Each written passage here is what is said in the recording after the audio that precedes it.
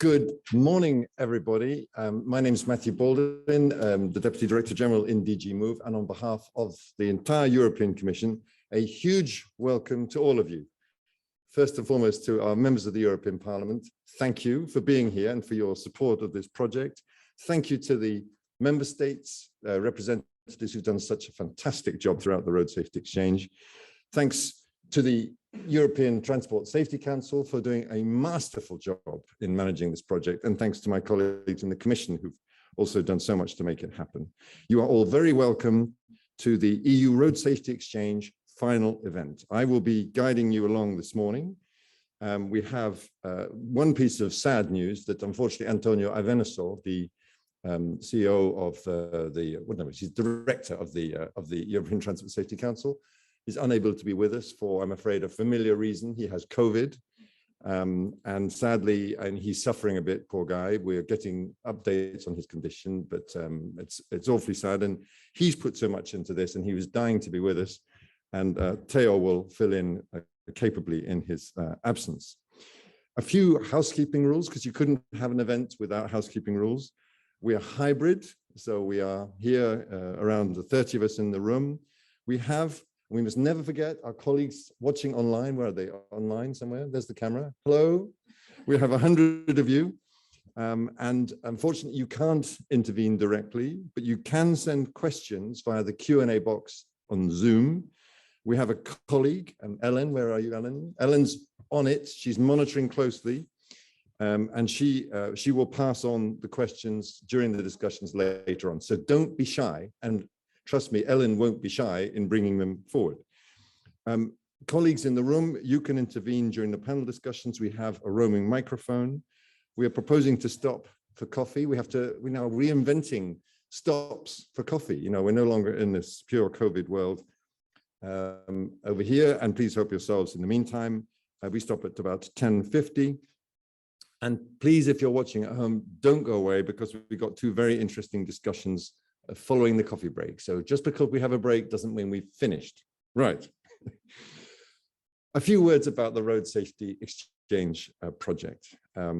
It started as a pilot project, supported with financing from the European Parliament. You've taken the lead on this, as in so many other road safety things. We are immensely grateful.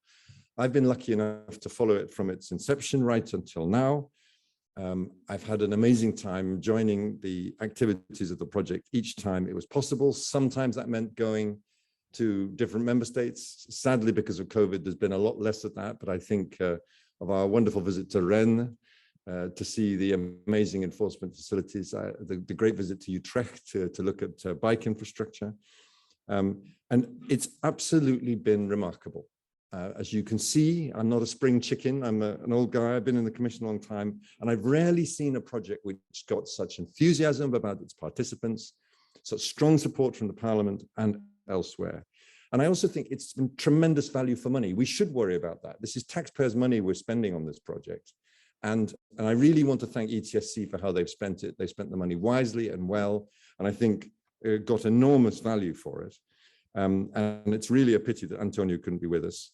But last but not least, it couldn't have happened without the commitment of the countries, the member states. We should never forget in the EU, particularly those of us in the Commission, that we rely on the member states' participation and drive to make things happen. And you really have made things happen. It couldn't have been more challenging during the global pandemic to actually build an effective and I think long-lasting exchange and twinning program, bringing people together.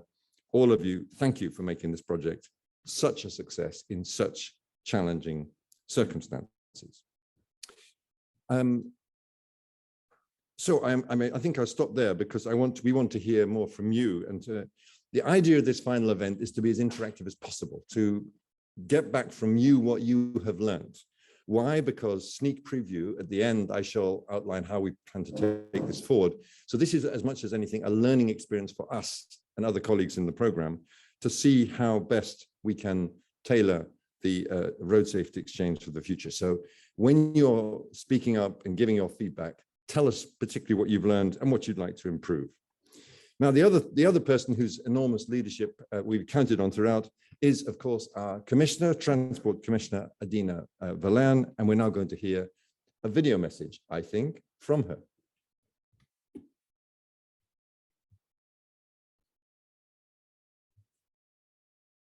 It's always a dangerous thing to say because you never know it's going to happen.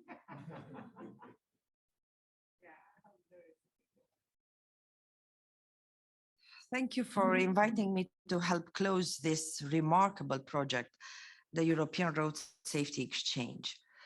This project is what Europe is all about. It brings people together, it breaks down barriers, it helps us learn from one another, and it has a direct impact on the safety of our roads across Europe. I want to congratulate all participants. The timing of the pandemic was unfortunate for a project that really depends on face-to-face contact, but you made it work. I know that when study visits were impossible, you more than compensated with your enthusiasm in online workshops and seminars.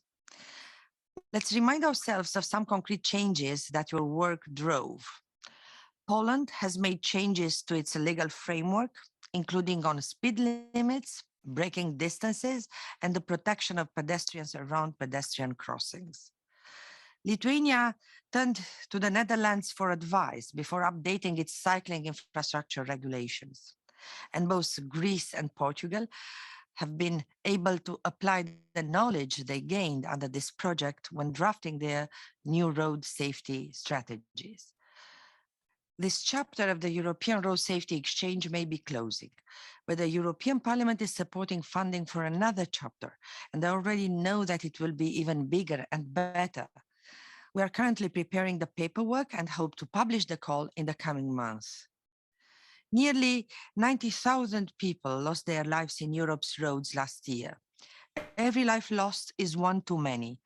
We still have much to do to reach our shared goal of no deaths and serious injuries on Europe's roads. But through the European Road Safety Exchange, we have learned more about how to tackle common challenges. Thank you for your hard work, and please do keep it up.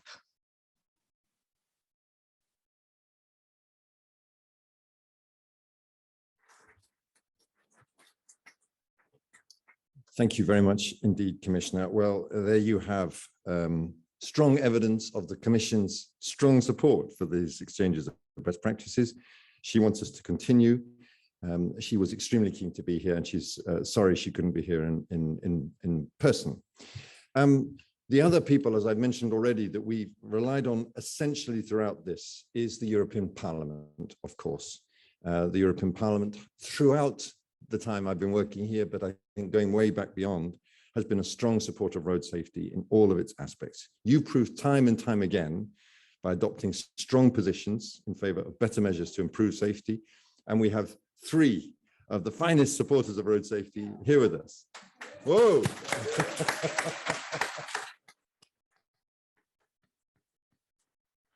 And I'm not sure it's a coincidence or not, but you all come from countries that are part of the EU Road Safety Exchange, from France and from Greece and from Spain. And so I'd like firstly to turn to each of you to ask you to share briefly what you see as the priorities of the Parliament and your perception of some of these work that's going on and what you'd like to see in the future. So perhaps we could begin, Madam Chairman. We always have to start with Madam Chairman. Yeah. And this is, I'd now like to give you Karima Deli, Chairman of the Tran Committee. Karima, thank you. Hello, everyone. Dear all, thank you very much for inviting me for this event on road safety in Europe. As you know, I'm very enthusiastic with this topic. It's not just a word, it's a real feel of what when we push is this in Tran Committee, because as you know, road safety is a top priority for the European Parliament and the committee I have been chairing over the past 5 years. Yes, I'm so sorry, 5 years. The number of fatalities has been structurally decreasing over the last year. Almost 30,000 indeed passed away prematurely in 2010 over the EU roads, while about 19,800 people were killed in road crash last year. Two remarks regarding this number. First, also the decreasing trend is good news. Almost 20,000 premature deaths are too much. It is about lives. It is about people. So it is purely unacceptable. And second, the COVID pandemic has had an impact on those statistics. We cannot deny that. Be careful with this. Quite reminder, our goal today is 0 deaths, 0 serious injury by 2050. There's still a massive work to undertaken with this regard. So thank you very much, Mr. Baldwin, for your job. I know it's not easy. It's not easy because people at this moment didn't realize what is a real priority of road safety. That's the reason why congratulations for your job and your support what you do during a long time. I didn't say that. I'm so sorry.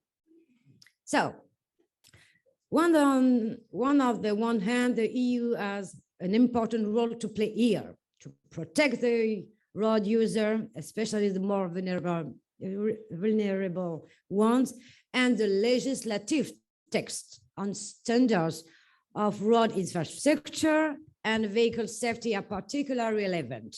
Speed is definitely really one of the main killers on our roads, around 30%. So the report voted in the European Parliament on road safety last June should therefore be taken into account, really. Also, we actually have a role on regarding road safety. It is also up to the national, regional, and local authorities implement really relevant policy to make sure roads facilities keep on decreasing, as well as the Vision Zero target could be achieved by 2050. As a chairwoman on Transport Committee and Tourism, yes, Committee of the European Parliament, I then can fully support all the initiative taken by all the stakeholders, and thank you, stakeholder, to be with us today. And I am very happy we mainly share similar view on these critical topics. The experience of France in their area are speed management and speed reduction, and the system is set in place has made it one of safest country with when it comes to road safety. In 10 years, the road facilities have indeed increased by more than 30% in France. And the National Processing Center in Rennes, for example, is a good practices example that I was glad to know that the colleague from Poland, Greece, Kalimera, and Romania. And thank you, my dear colleague, Mr. Adrian George Fogis, to be with you, because we are able to visit it and to discover the work behind it. And thank you for your job, and congratulations for your job in political agenda is one of your priorities. It's very important for us.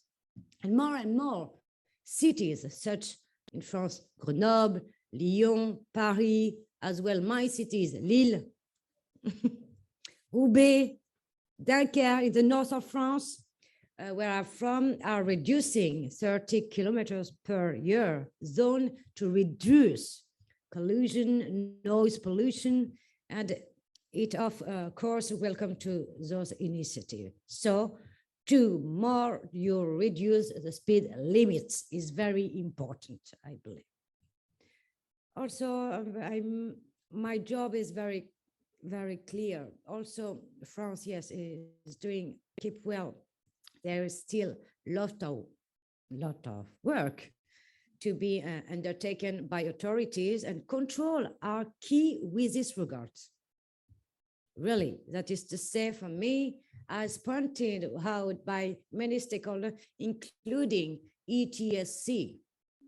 ETSC control must be strengthened in order to make sure law is complied with. I also call on the Commission and the different member states to keep on extending as well as to reinforce cooperation, yes, when it's come best practices, or the positive outcome from every cities, every region, every country can reduce synergy. I believe in the power of this exchange between countries as this project has demonstrated. I'm very happy that the European Parliament is supporting the continuation of the EU Road Safety Action Pilot Project, really. This will come in the form of preparatory action involving more countries. I hope all member states could be involved in this program, more topics, and I'm sure more results. So to conclude, work has been done in recent years, but this road facility third is still of massive importance. As I have mentioned before, it is about lives. It is about people.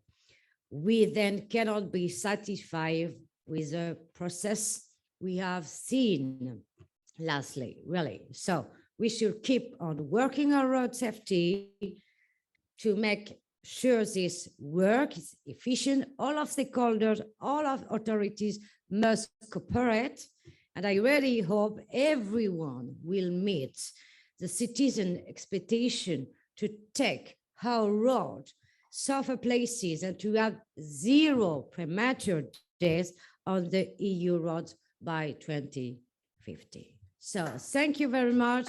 And the European Parliament supports this initiative. Thank you.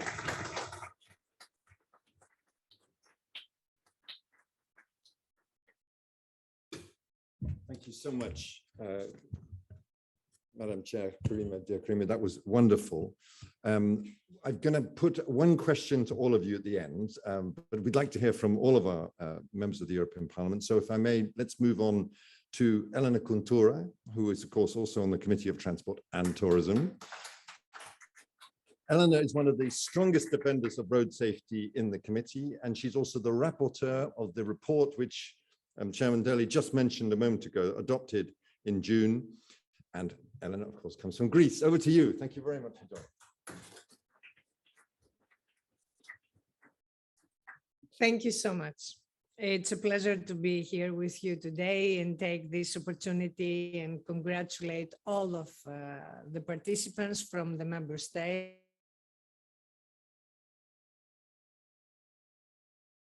Recovery and the team at the European Transport Safety Council for coordinating such a successful project. It's a fact that well, first of all, I had the honor to be the rapporteur, and with the support of our chair, Karima Deli, that was a priority, and also with Isabel Garcia Munoz, who worked hard for this report. And also, thank you, Matthew, because your inspiring work and your support make us work even more harder, I would say. It's a fact that European roads are safer than before, but still there are almost 20,000 road deaths every year in the EU, while there is very wide gap in the road safety among member states. These deaths, which are disproportionately higher among young people, are unacceptable, but not inevitable. We know very well what kills on the roads, and we have realistic solutions and that have proven life-saving. We should never forget that essentially every time we get on the road, either as drivers or pedestrians and cyclists, we are potential victims. No one is safe until this vision zero is no longer a vision, but one of the most significant collective achievements of our society. I have to say that the report on the EU Road Safety Policy Framework 2130 confirms that the goal of reducing road deaths and serious injuries by 50% by 2030 can be achieved if there is strong political will for bold action. And this is not only for the member states, the countries, but also for the Commission. And it's important to know that the political choices, they change our lives. I consider our report as an ambitious roadmap, very realistic, that if we implement it correctly, will bring about significant decrease in road deaths in the following decade. I would like to refer a few points. Reducing speed in urban areas to a maximum of 30 kilometers to protect drivers and vulnerable road users, and this must be a priority. Many cities have already implemented a lower speed limit, and the results are really impressive. We need action at European level, and we will keep pressing the Commission for a European-wide recommendation.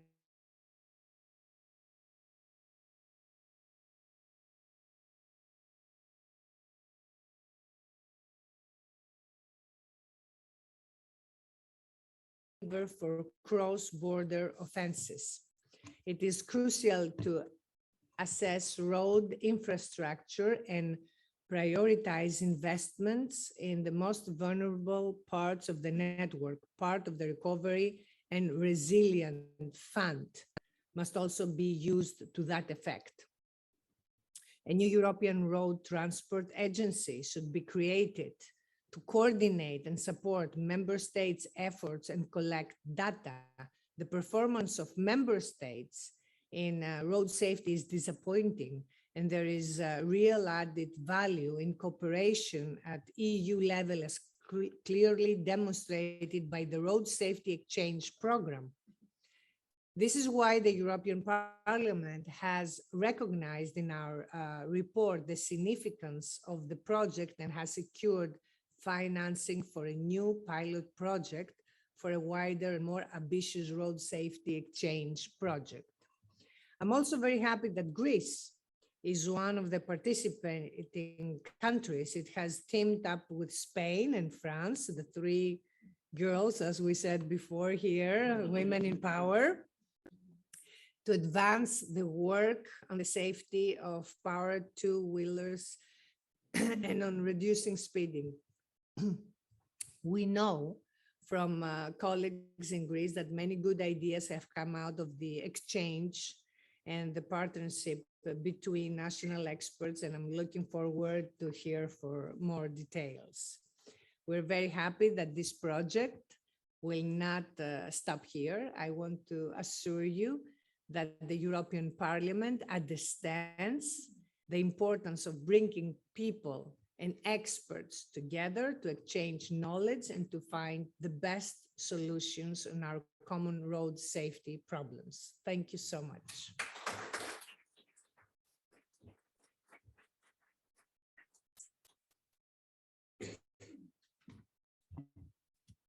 Thank you very much indeed, Madam Contora, dear Elena. That was an inspiring speech. And if you haven't had a chance to look at the European Parliament report, I strongly recommend it to you.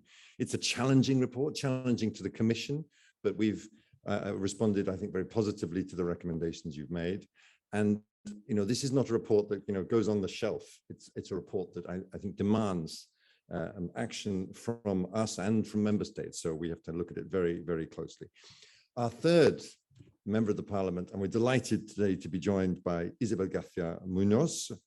And it's right in your heart too, road safety. You've also, as Elena mentioned, you've been a shadow rapporteur for the report. You've been fighting on a daily basis for better measures.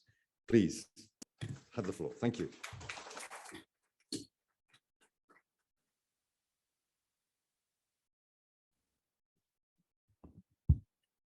Thank you, and good morning, everyone, and thank you for the invitation to participate in such an important event.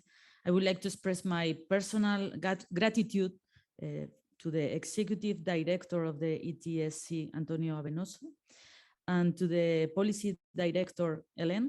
It's truly a pleasure to work closely with you and to learn and exchange ideas on road safety. Well, as you may have guessed and have you listened, I'm also a member of the Transport Committee in the European Parliament. And as it's the case of my colleagues, Karima and Elena, road safety is close to my heart and a horizontal priority in my work in the Parliament. European roads are the safest in the world, and road safety has improved greatly in recent decades. However, the number of deaths and injuries is still far too high, and progress has slowed. Cooperation between European institutions and national, regional, and local authorities, as well as relevant stakeholders such as the European Transport Safety Council, is key to advance faster towards the objective of Vision Zero. This is why initiatives such as the EU Road Safety Exchange Project are of utmost importance for us and for actually the whole Union. I believe that we get to appreciate things and we want to improve them once we know about them. So sharing best practices and expertise between European countries are actually of benefit of all the EU roads and the European road users. I always say that road safety is a shared responsibility. It's an issue that must be taken extremely serious since it's a complex development issue affecting multiple areas of people's life, such as health, labor, education. Road safety is a human rights question. To advance in our goal, we cannot forget what I think is the biggest piece of the puzzle. We need political and social commitment. And here, the European Union has a key role to play. And here, I refer to all the EU institutions, and in particular to the Commission, and more specifically to the crucial role of our Transport Commissioner, Adina Valian, and of Matthew Baldwin, and in his role as EU Coordinator of Road Safety.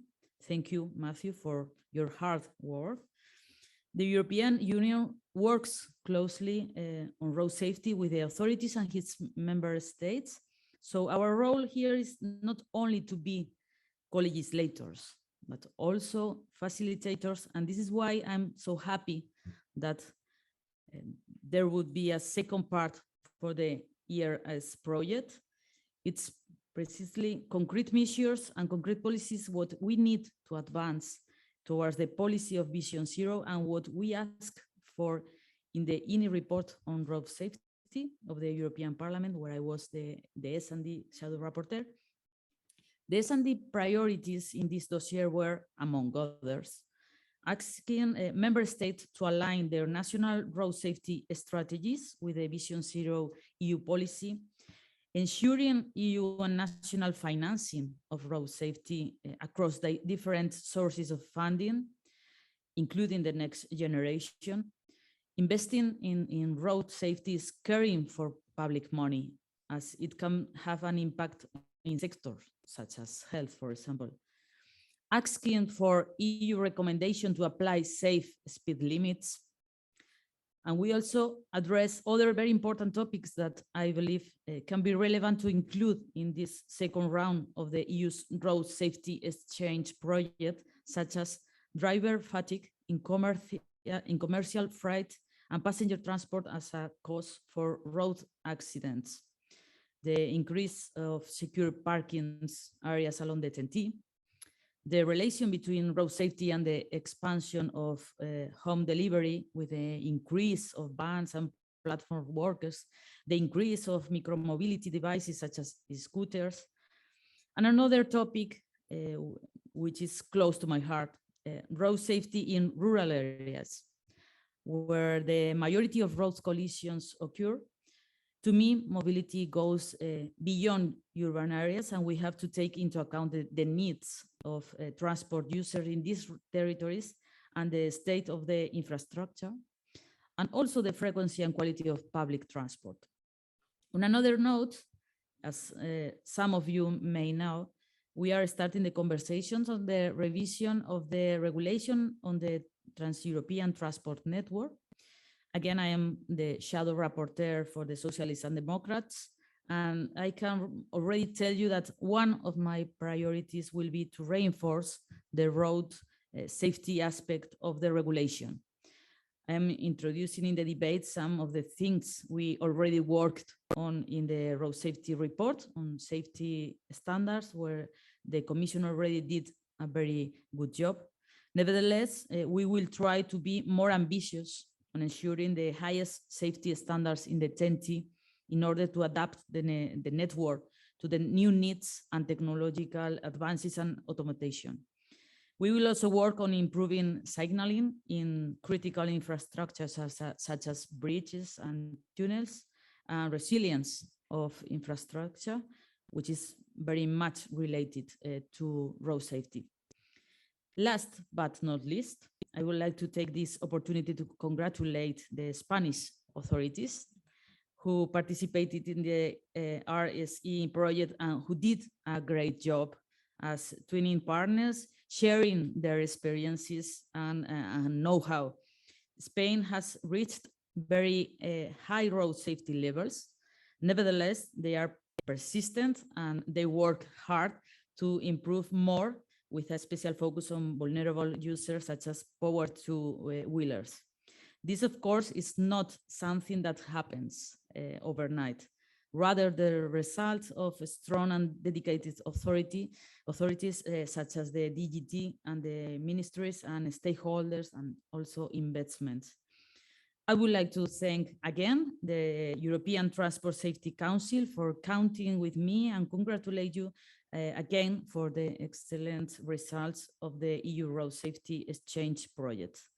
We still have a long way to go, but I'm sure it will be a safe road of continuous cooperation, as it has been all these years with you. Thank you very much.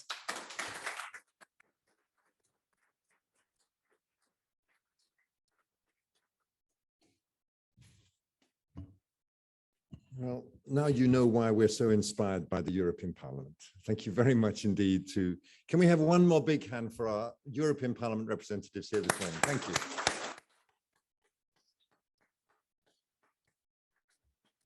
It's really, we overuse this word a bit in Brussels, but that was genuinely inspirational, I think, to hear from all three of you, and thank you very much indeed. So we're now going to move into the substantive part of the discussion, and we're going to be looking in three mini panels at some of the lessons learned. And we're going to begin with a moderated discussion on vulnerable road users. And we're going to talk about what solutions. Oh, it's very good to have Theo. a common theme through this is whenever we start to go off track, Teo just very gently brings us back on track. I'm so sorry, Teo. Thank you very much. Look, we thought we now need to have an overview. I thought spontaneously, it was my idea, that we should have an overview of the overall project. And of course, Antonio was going to do this, but it's interesting in the little brief I made myself, I wrote, apropos Antonio, who better to present the activities of this project than the person who was present throughout the project, who accompanied all the groups, who helped to create these bonds between member states that have already strengthened and given us significant benefits. All true words apropos Antonio, but they are equally true of Madame Teo Calinescu, who has done so much to make this happen.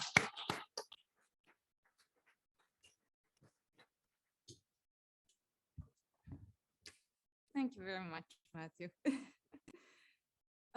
So I'm Teodora Calinescu. I'm a project manager for the Road Safety Exchange, as you might know already. The fact that I'm giving this presentation here today goes to show that things don't always go as planned. And well, I can say just get well, Antonio. We really miss you here.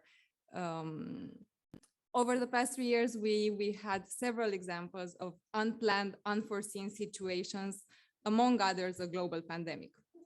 But however, I'm very happy to be here today to give an overview of the EU Road Safety Project, what we've been doing for the last 3 years. I will start by a short description of the concept of the project, especially for the benefit of those watching online. Then I will be presenting some of the highlights of the project, focusing on the demonstrations on the ground. And finally, I will be looking at some of the achievements without giving too much spoilers, because Matthew will be looking at some of the results during the discussions with the participating countries. Let's see if this works. So as we heard before, this is a pilot project, and it's worth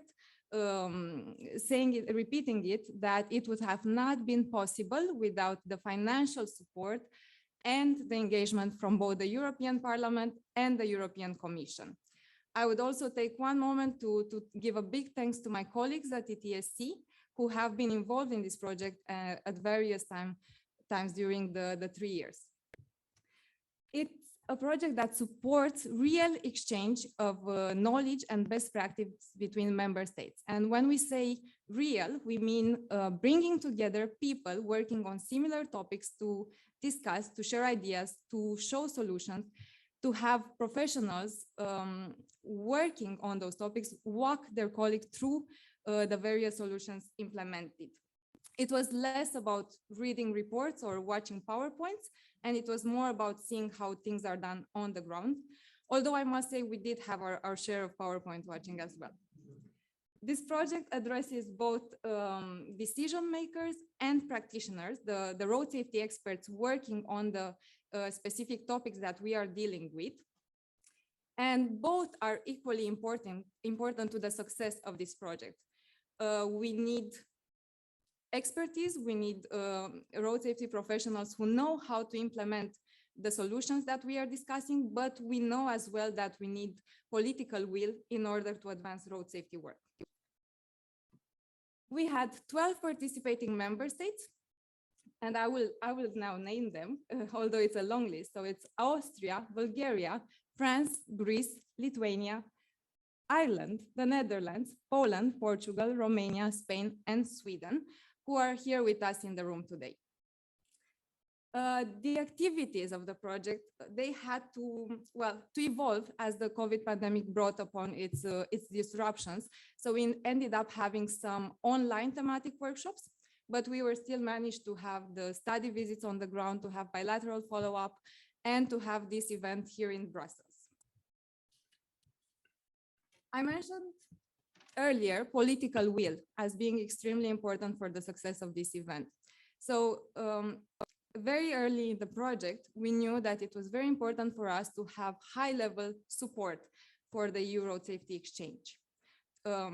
We wanted policymakers to be on board, to support this project, to give it weight, and also to push for the necessary changes in the participating countries. So we embarked on a tour of Bucharest, Vilnius, Athens, Warsaw, Lisbon, and Sofia, where we met with high-level representatives and with the road safety experts in order to establish the priority topics that we were going to work on, and also to decide the twinning partners that will be accompanying the countries in this project.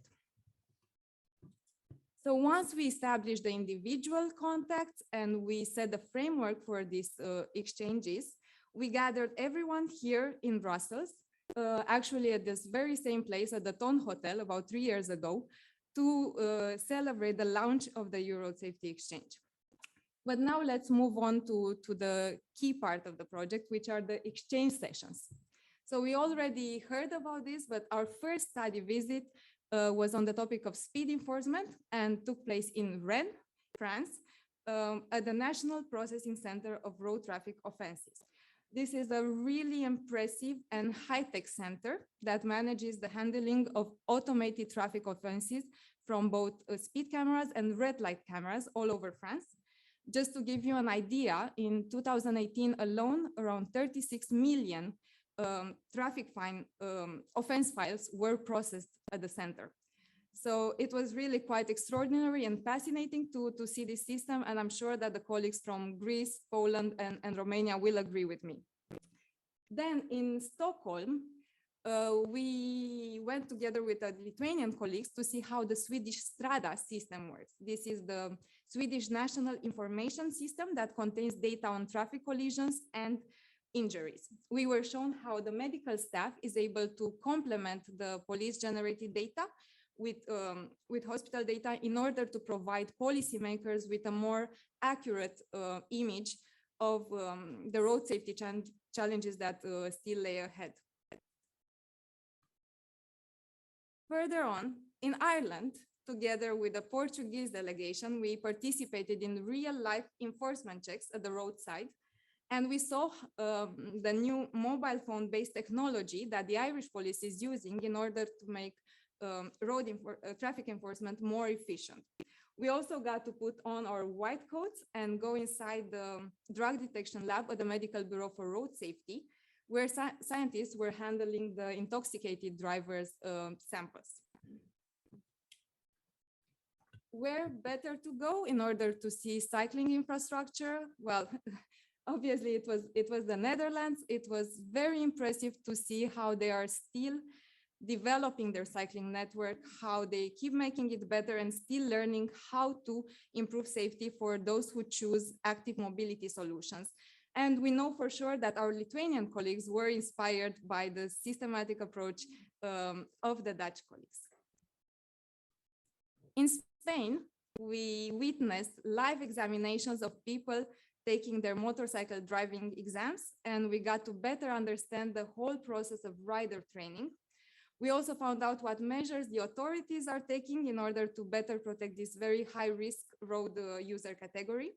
And this topic was particularly relevant for our Greek colleagues, as they also have high numbers of power two-wheelers on their roads. Also in Spain, as they have many good examples to show, we got to see and learn about the maintenance and safety of road infrastructure on urban bypasses, on highways, in tunnels. But we also checked out ITS equipment, we saw smart crossings and the operation of average speed cameras that use solar energy and 3G technology. Then we went to Vienna, as Austria hosted not one, but 2 study visits on the topic of safe infrastructure and road management procedures. We got to look at how they do safety at the work zones, and it was not just any work zone, it was a highly complex project involving modifications to one of the busiest stretches of motorway of Europe, the one that crosses Vienna. And we were also able to see how they use mobile average speed cameras in order to reduce speeds at work zones. Again, in the Netherlands, we got to see some of the latest advancements in road safety enforcement, such as the recently introduced cameras that use artificial intelligence in order to detect handheld mobile device use behind the wheel. And we also accompanied police during heavy goods vehicles controls. Then the city of Malmö in Sweden, they have a long tradition of using speed reducing measures as a tool in their road safety work in the country which invented Vision Zero. We got to experience the road urban environment on bikes, including the many different types of speed bumps that they implemented. We learned a lot about speed management and protecting vulnerable road users, but we also got to see their very famous 2+1 roads. Over the last few years, we learned that many good things can happen also online.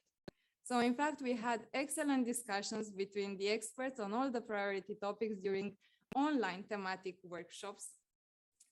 These were either in preparation of or as a follow-up to the study visits we had, and they were held on Zoom. I reach now the achievement part, and I am only going to mention a few things that stand out from this project. We managed to bring renewed focus on some of the most compelling problems of road safety. The project also provided experts with a range of new solutions based on international good practice. We managed to create this network of road safety professionals that are engaged in continuous exchange, and we also created closer partnerships between the member states. What about policy change? Well, the 3 years, we know it's not a long time when it comes to developing and implementing policy. So we weren't sure that we would see many results in the lifespan of this project. However, we did see some ideas, some initiatives that were put in place even before the end of the project. And I don't want to say too much about this because the country representatives are here and they will certainly tell us more about how these exchanges inspired the work in their country. And we very much look forward to these discussions who are coming up in a moment. Finally, I think that this project really showed us that this kind of cooperation can work and lead to results. And of course, it's a great basis for future cooperation. I'll end with a very short video. Oh, I had one more thing to say. I will end with a very short video that gives a little flavor of this project and in particular of the study visits. But before that, I want to say a big thanks to all of you. It has been a real pleasure to work with you. Thanks for the great cooperation and long may it continue. Thank you very much.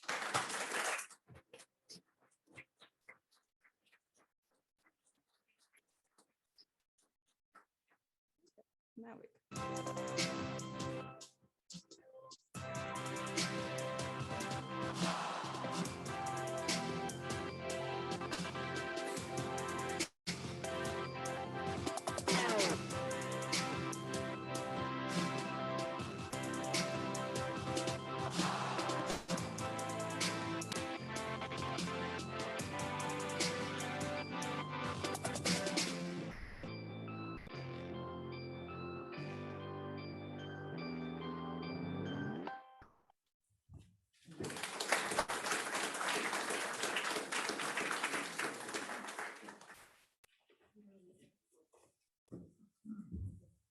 Well, thank you so much for that.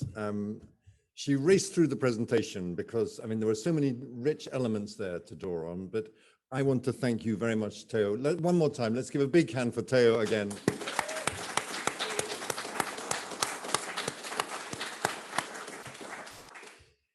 It's important to care about the big things and the big themes, and Theo cares about those, but she also takes care of the details. And I think we've all felt that, and it's really, really been appreciated. Thank you, Theo, very much. So now we're going to have, I insist, we're going to have a moderated discussion on vulnerable road users. And we're going to invite in just a moment Greece and Lithuania and Spain to discuss with us the solutions we've talked about and indeed begun to implement. One of the few good things that came out of the pandemic was, of course, the increase in active mobility in all different forms and shapes in so many of our different countries. We saw more walking, we saw more cycling, we saw more use of e-scooters and so on.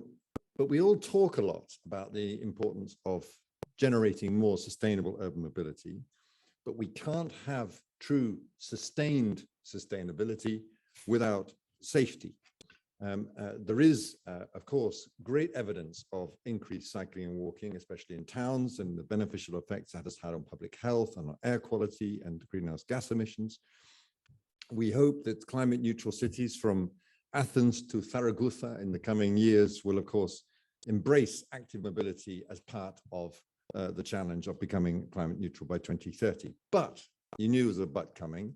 It won't be maintained if we can't make it safe. As we have more people getting out of their cars, sharing the roads, it's crucial that we really ensure that they can do so in a safe way. And so more and more countries are looking to address the safety of what we call vulnerable road users. Some people actually call them valuable road users, which is an important lesson for us all to remember. This topic, in a way, has been engaged in all the road safety exchange topics that Theo just presented to us. But some countries have asked for a specific focus on this. Greece, you were keen on improving the safety of powered two-wheelers. Lithuania, you wanted to, where are you? Lithuania, you wanted to build better and safer infrastructure for your cyclists in particular. Spain, you had made great progress in reducing the risks for motorcyclists. And all of this came together in a really brilliant way in a number of exchanges. So who better to hear from in our first discussion from Manu Parisis, please come on up, who's head of our Road Traffic and Safety Directorate in the Ministry of Infrastructure and Transport of Greece. Vidmantas Pompoutis from Lithuania, who's the Road and Air Transport Policy Group Senior Advisor, Ministry of Transport and Communications. Find a seat, gentlemen. And from Spain, Alvaro Gomez Mendez, who is Director of the Road Safety Observatory of the Road Safety Agency, the DGT. Gentlemen, find a seat. I'm going to join you, become more comfortable. Is my microphone still working? Should be. Okay, good. Yes, I can hear it. Wonderful. And let's not forget our friends online. So we should speak to them too. So I shall turn my chair strategically in their direction. Thanks very much again for everything you've done for the Road Safety Exchange and for all your involvement in this. Let me begin with Greece. Manos, to you. You've made great progress in the last decade, as we've talked about on many occasions. It was a proud moment for you, I know, when the ETSC awarded the coveted PIN award to Greece as well. But what I also appreciate, not just in you, but so many of the member states involved, is your determination to keep going, to do more work, especially in the priority fields that you've identified, that is to say, speeding and safety of powered two-wheelers. So before we come to the more details of that, just to ask you a more general question, what's the main contribution to the progress that you've made over the last decade in Greece? What's the secret of your success? Well, thank you, first of all. Thank you, ETSC. Thank you, the European Parliament. Thank you, Baldwin. Thank you, Joel. Thank you, Alvaro, which is our training partners for this project. I think the Greece has indeed made a great progress in the last decade. I'm referring to the deaths, road fatalities. Well, this is I would say this is a work for all aspects, in all aspects, but from all from the public authorities, also all the stakeholders. But at this point, I will mention three main factors. First of all, I would like to say that in Greece, you have the highest percentage increasement in highways. Mm-hmm. I mean, a lot of highways in the last decade has been delivered to traffic. This is the highest in Europe. Second main factor is that the economic crisis. This, of course, leads the drivers in Greece to a more prudent driving, and they have changed their behavior to the way that they are using they are using their vehicles very carefully. Second. And third, of course, we have a lot of adjustments in legislation with basis to the traffic law for this direction. But the question is, are we happy? I think we're not. We can take this as a legacy for the future, mm-hmm. because the percentage of the fatal percentage in Greece is still very high. Mm. So we take it. We'll keep it going with that. Thank you very much indeed, Master. So clear lessons there from Greece as to how they've gone about improving their road safety and how they can continue. Alvaro from Spain. Spain, of course, is a leading road safety performer, constantly putting in new measures in place to achieve your targets. Your plan of measures, for example, on motorcycles and road safety was at the heart of the exchange with Greece. And I think I heard the firing of the synapses, the lessons that were being learned. And it's definitely one of the best examples of good practice that can provide inspiration to other countries as well as we go forward.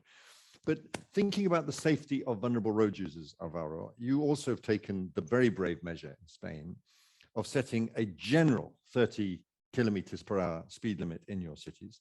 So tell us a little bit about how you got public support for that measure and what you're seeing in the preliminary results. Thank you very much, Matthew. Good morning to you all. And well, first of all, of course, I would like to express my gratitude and congratulations to the European Commission, the European Parliament, and the European Transport Safety Council for this great initiative. And of course, we were very honored and pleased to work with colleagues from Romania on infrastructure safety and Greece on motorcycles safety, which probably in countries like Greece and Spain, probably the safety of motorcyclists is the #1 road safety challenge for the coming years. One of the most difficult subjects to tackle on road safety. And of course, when we talk about urban mobility and the safety of motorcyclists in cities, but also pedestrians and e-scooters users and bicyclists, I think that there is a general consensus that we need safe speeds. It was very good to hear that the European Parliament is pushing for a general recommendation for European countries. We need to lead the world in this regard, as we do in so many other road safety subjects.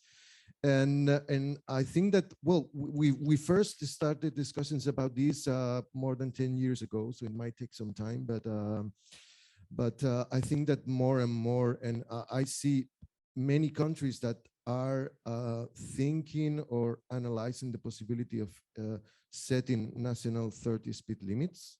So I think that the ground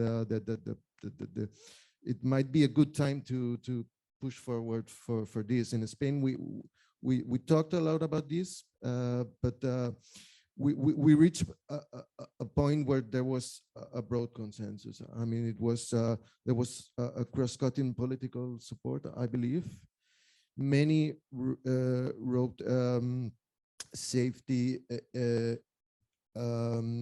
NGOs, for example, for pedestrians, representing pedestrians, cyclists, motorcyclists, road safety victims, supported the measure.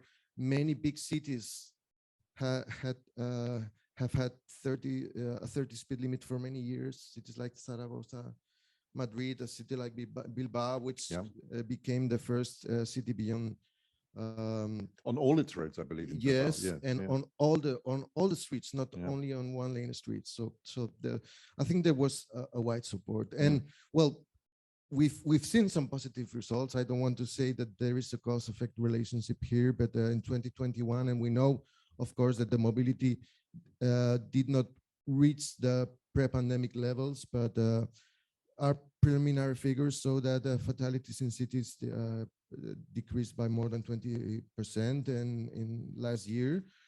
And so, of course, we need to dig deeper to see the cause-effect relationship, but at least we have been able to reverse the trend, because while road fatalities outside cities were decreasing in Spain, fatalities in cities were rising. So it's important to at least have reversed that trend. Yeah, thank you. Very interesting story. The same results, by the way, I think generally been seen in Brussels, where we've now had a general 30-kilometer speed limit here since the start of last year. Thank you very much indeed for those lessons. And indeed, I think I hear constantly the Spanish example being the basis for the global campaign, Streets for Life, and the Love 30 campaign, which has been launched by the United Nations. So well done. Thank you very much indeed, Alvaro. Turning to you, Vidmantis, from Lithuania, I'm told by my spies in the European Transport Safety Council that you have been a top student in the European Road Safety Exchange. I don't know how they're grading that, but taking this opportunity to move it forward, and you've really grasped this and looked for ideas from wherever you can find them in the project, who've maybe not necessarily better results, but a bit more experience in the different fields. So perhaps you would tell us a bit about the changes that you're making or you're planning to make as a result of your participation in the Road Safety Exchange. Thank you, Matthew. Thank you, Commissioner. Thank you, TSC, and all of you. Yes, maybe first of all, both exchange project was just on time, because 1 year ago, government of Lithuania was approved Zero Vision program, and it was set very concrete measures to change cyclist environment and need to change infrastructure.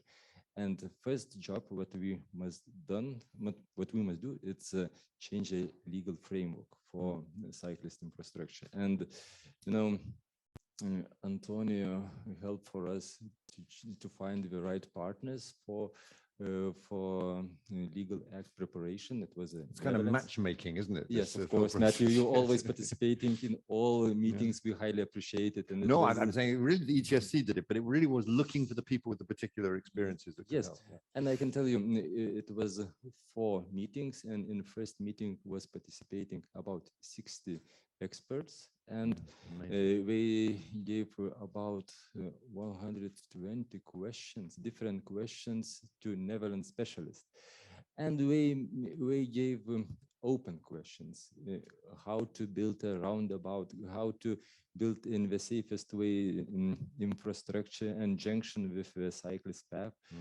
and we really appreciate what Netherlands present for us all questions in very detailed way, and we share it with those answers, and we arrange a special meeting inside the ministry.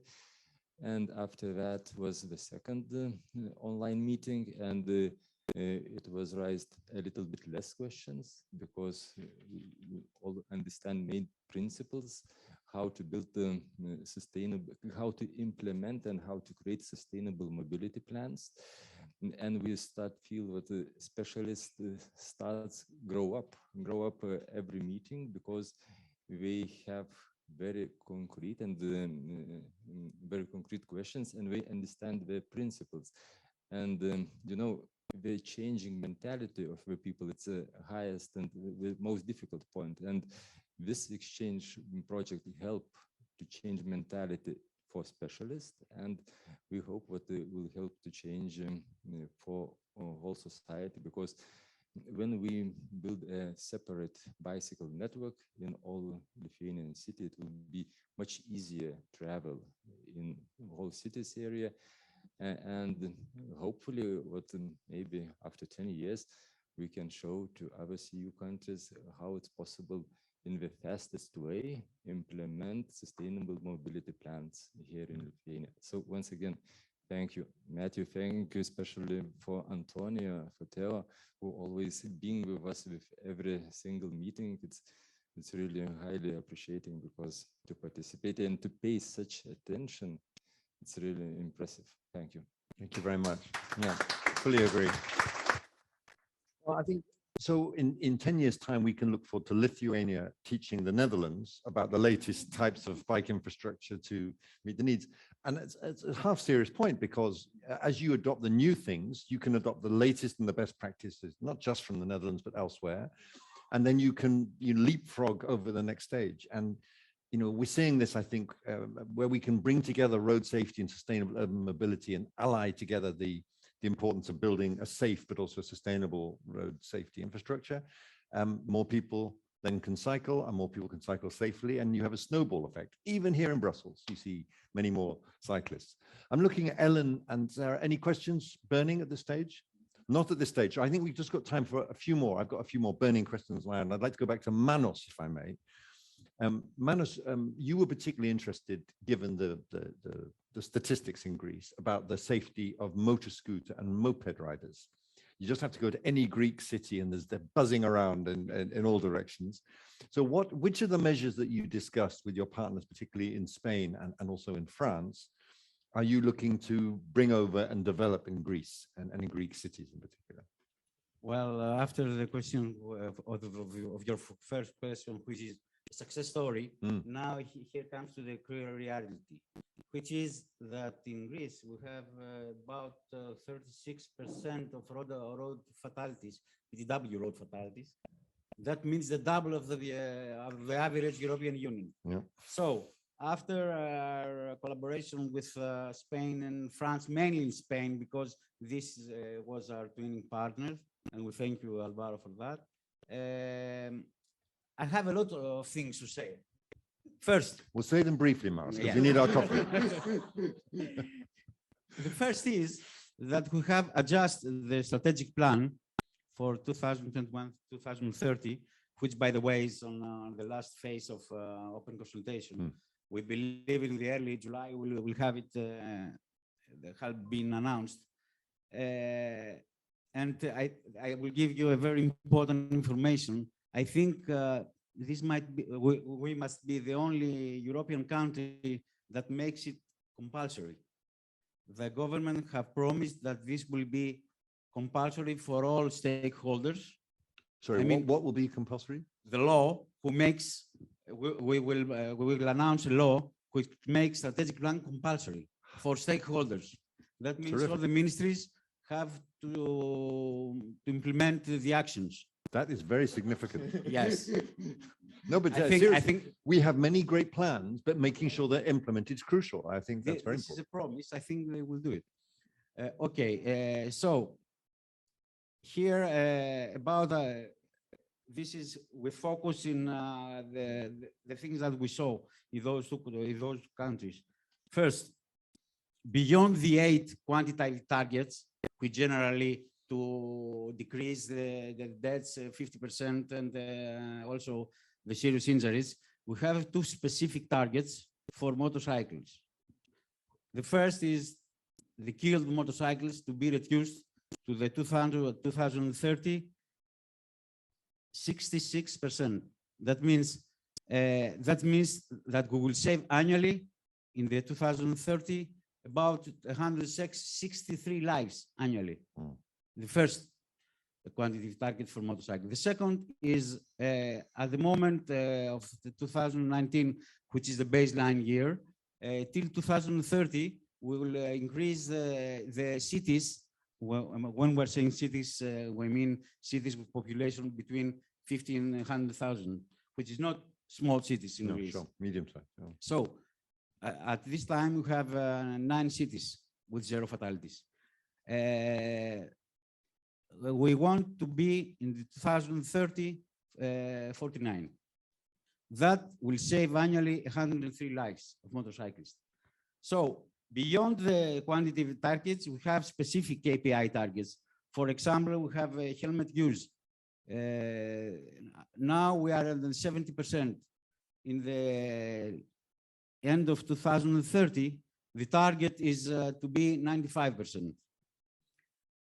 Beyond that, we have action in every action of the 5 pillars. We have specific actions for PTW drivers.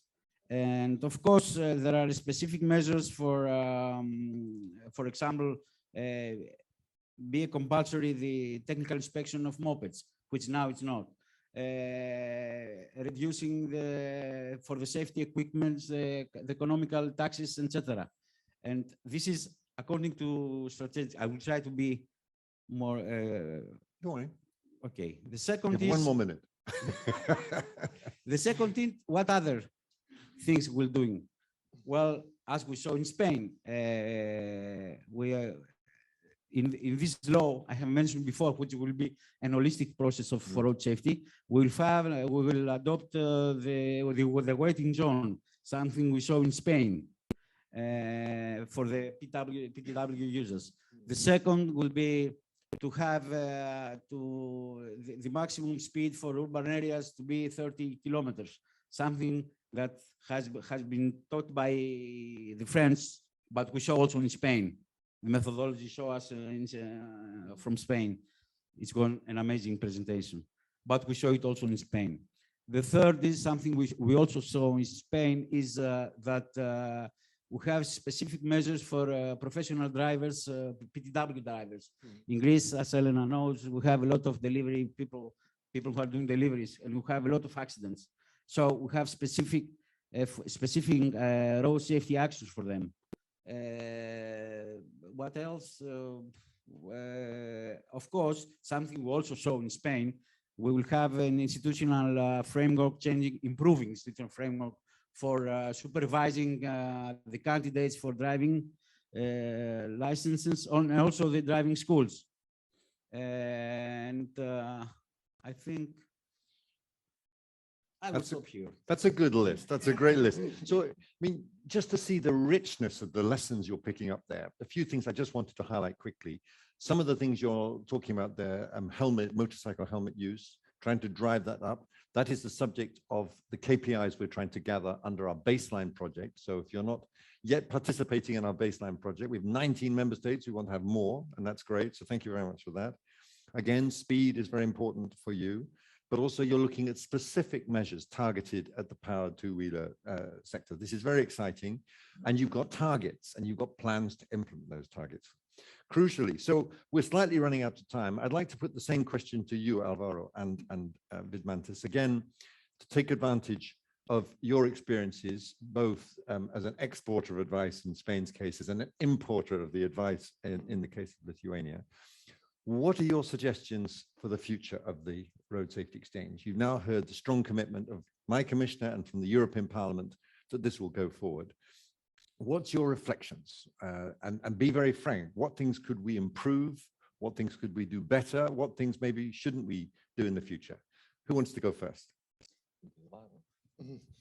Okay, I think that's a great question. I agree with the European Commission and the European Parliament that the exchange of best practices is crucial to achieving the targets for the next decade. I mean, you are both pushing with legislation, but we know that sometimes we because of the subsidiarity principle,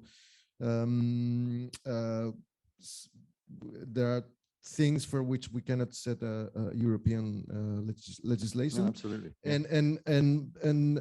And so we have faced new challenges, and we see it in every meeting of the high level group. We have talked a lot about the urban mobility, regulation of e-scooters and speed limits. And thank you, Spain, for everything you've done to lead that discussion. So that's going to be crucial. I think that I'm looking forward for the continuation of the project. I think that it will be good to make a follow-up of the measures and for evaluating the measures, and that takes time. I mean, it's very good that countries are implementing concrete specific measures because of what we have discussed in the project, and it will be good to maintain a continuous contact and work together in assessing what works well and what doesn't. So I think that following up and assessing interventions is something that could be done in the framework of the project. And of course, as I always say, this is a two-side road. It's not that some countries are giving and others are taking. I think that all of us benefit from these discussions, and we have a lot of things to learn from countries like Greece and Romania. I mean, it's so I look forward for taking ideas that might be good for Spain as well. That's very interesting. And the thing that I didn't expect, honestly, to develop so well is the network of contacts. We're seeing, and I'm hearing from ETSC, lots and lots of different exchanges to follow up.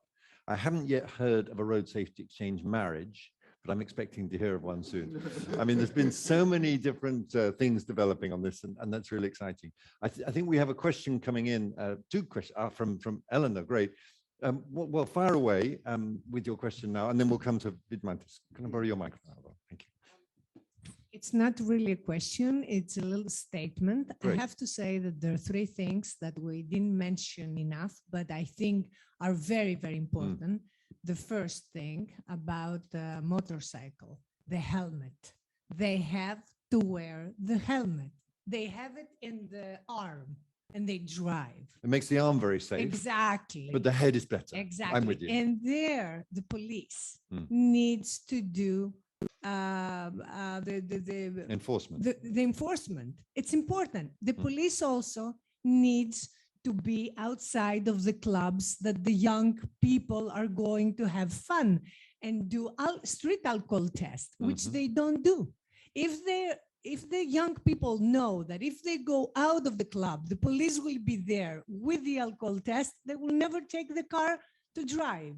And the third thing that we don't mention, but we see it all the time, is the distraction of the mobile phone in the car. Yes. So these three things are very important, I think. And also the political will, education. They have to talk about road safety from the first grade till they get to get the diploma. This is what I want to say. And this is, for me, the most important thing that you can say to every family, every parent, every young man that takes the car or the motorcycle. Thank you. Thank you very much, Anna. You see if you're not based in Brussels, you see the passion which she brings to this subject, and she has brought to the wonderful report. Yeah, just a real quick response, Madison. I'd like to turn. No, it's not a response. I agree totally with her. Okay. But it's something that I have forgotten to say that's really important. I would like to add it to my previous. It was in Greece we have started the digitalization process for infringements, traffic law infringements, which is the first step for arriving a center state, which is the state of the art, as the one we saw in Rain. Yeah. So also this has been started. This is very important. This is for those of you who weren't there in Rennes, we saw exactly how France has almost industrialized the process of collecting. This is the first step. And here is Greece now today making this commitment to take road traffic infringements and tackle them in the same way systematically, which I think goes very much to your point about enforcement, Elena. Thank you. So you have the final word on our panel. Yes, thank you. What do we need to do different, Matis? Maybe we need to develop all step-by-step things. We can break rapidly everything. And I would like to say some words about follow-up meetings, because you know, it was made a great first step, but for example, an accident database. At the present moment, we have a legal act in the parliament, and we hope that this legal act will be approved. But after 1 year, it will need expertise from specialists how this database work in practice from the different point. And we need a recommendation from, for example, from Sweden, but we look once again to our brand new database, and maybe we will have some suggestions. The same as in cyclist infrastructure. Now we're preparing legal acts, and we will start to improve sustainable mobility plans. But I'm sure that after 1 year, we will have once again practical questions, for example, some intersections or some different questions, because people are changing. And so if it's possible to organize follow-up meetings, so it would be really great. Thank you, Matthew. I think I'm hearing a number of very important things from all of you, which is we shouldn't let this rest here. We shouldn't let this be 2 or 3 years of great learning together. We've got to do the follow-up, we've got to do the implementation. And, you know, we've got, if you like, we've planted the seeds, and now we've got to help the plants grow and really push that implementation. If I know we want to break for coffee, just a quick 30-second response from each of you on one more thought. Do you think we need to go wider to bring more countries into the program, because we couldn't bring everyone in at the moment? Or do we need to go deeper? So to follow up with each of you and really, so if we could, we are always going to have limited resources. If you had to choose, which would it be? But you can have both if you want. Go on, Pete Mantis. Yes, thank you. From our country perspective, we need to go a little bit deeper because, but of course, I'm sure that other countries will have also requests for different projects because this example show that such type of project really works in practice. So, but from our countries, we would like to go a little bit. That's great to hear. Thank So you. deeper from Lithuania, Alvaro.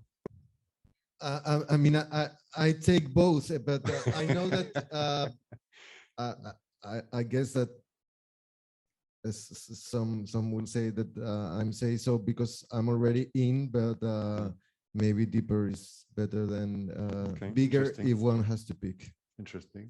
No, I think wider. Okay. I mean, what I mean, I mean, the philosophy of this project was giving and taking. I mean, what if, for example, having critical points from the Commission, and for example, let's say scooter, they have something to suggest France or Germany. They will collaborating and giving guidance to all the other member states. This is not exactly the same philosophy. It's another way of using the collaboration. Two member states that they have ideas how we can handle a specific problem, collaborating each other and having suggestions as a guidance, as best practice, as whatever. That is what I mean. Why? If I may, but that's a very good point. I think that we also have to make sure that results are disseminated among all European countries. So this means documenting practices.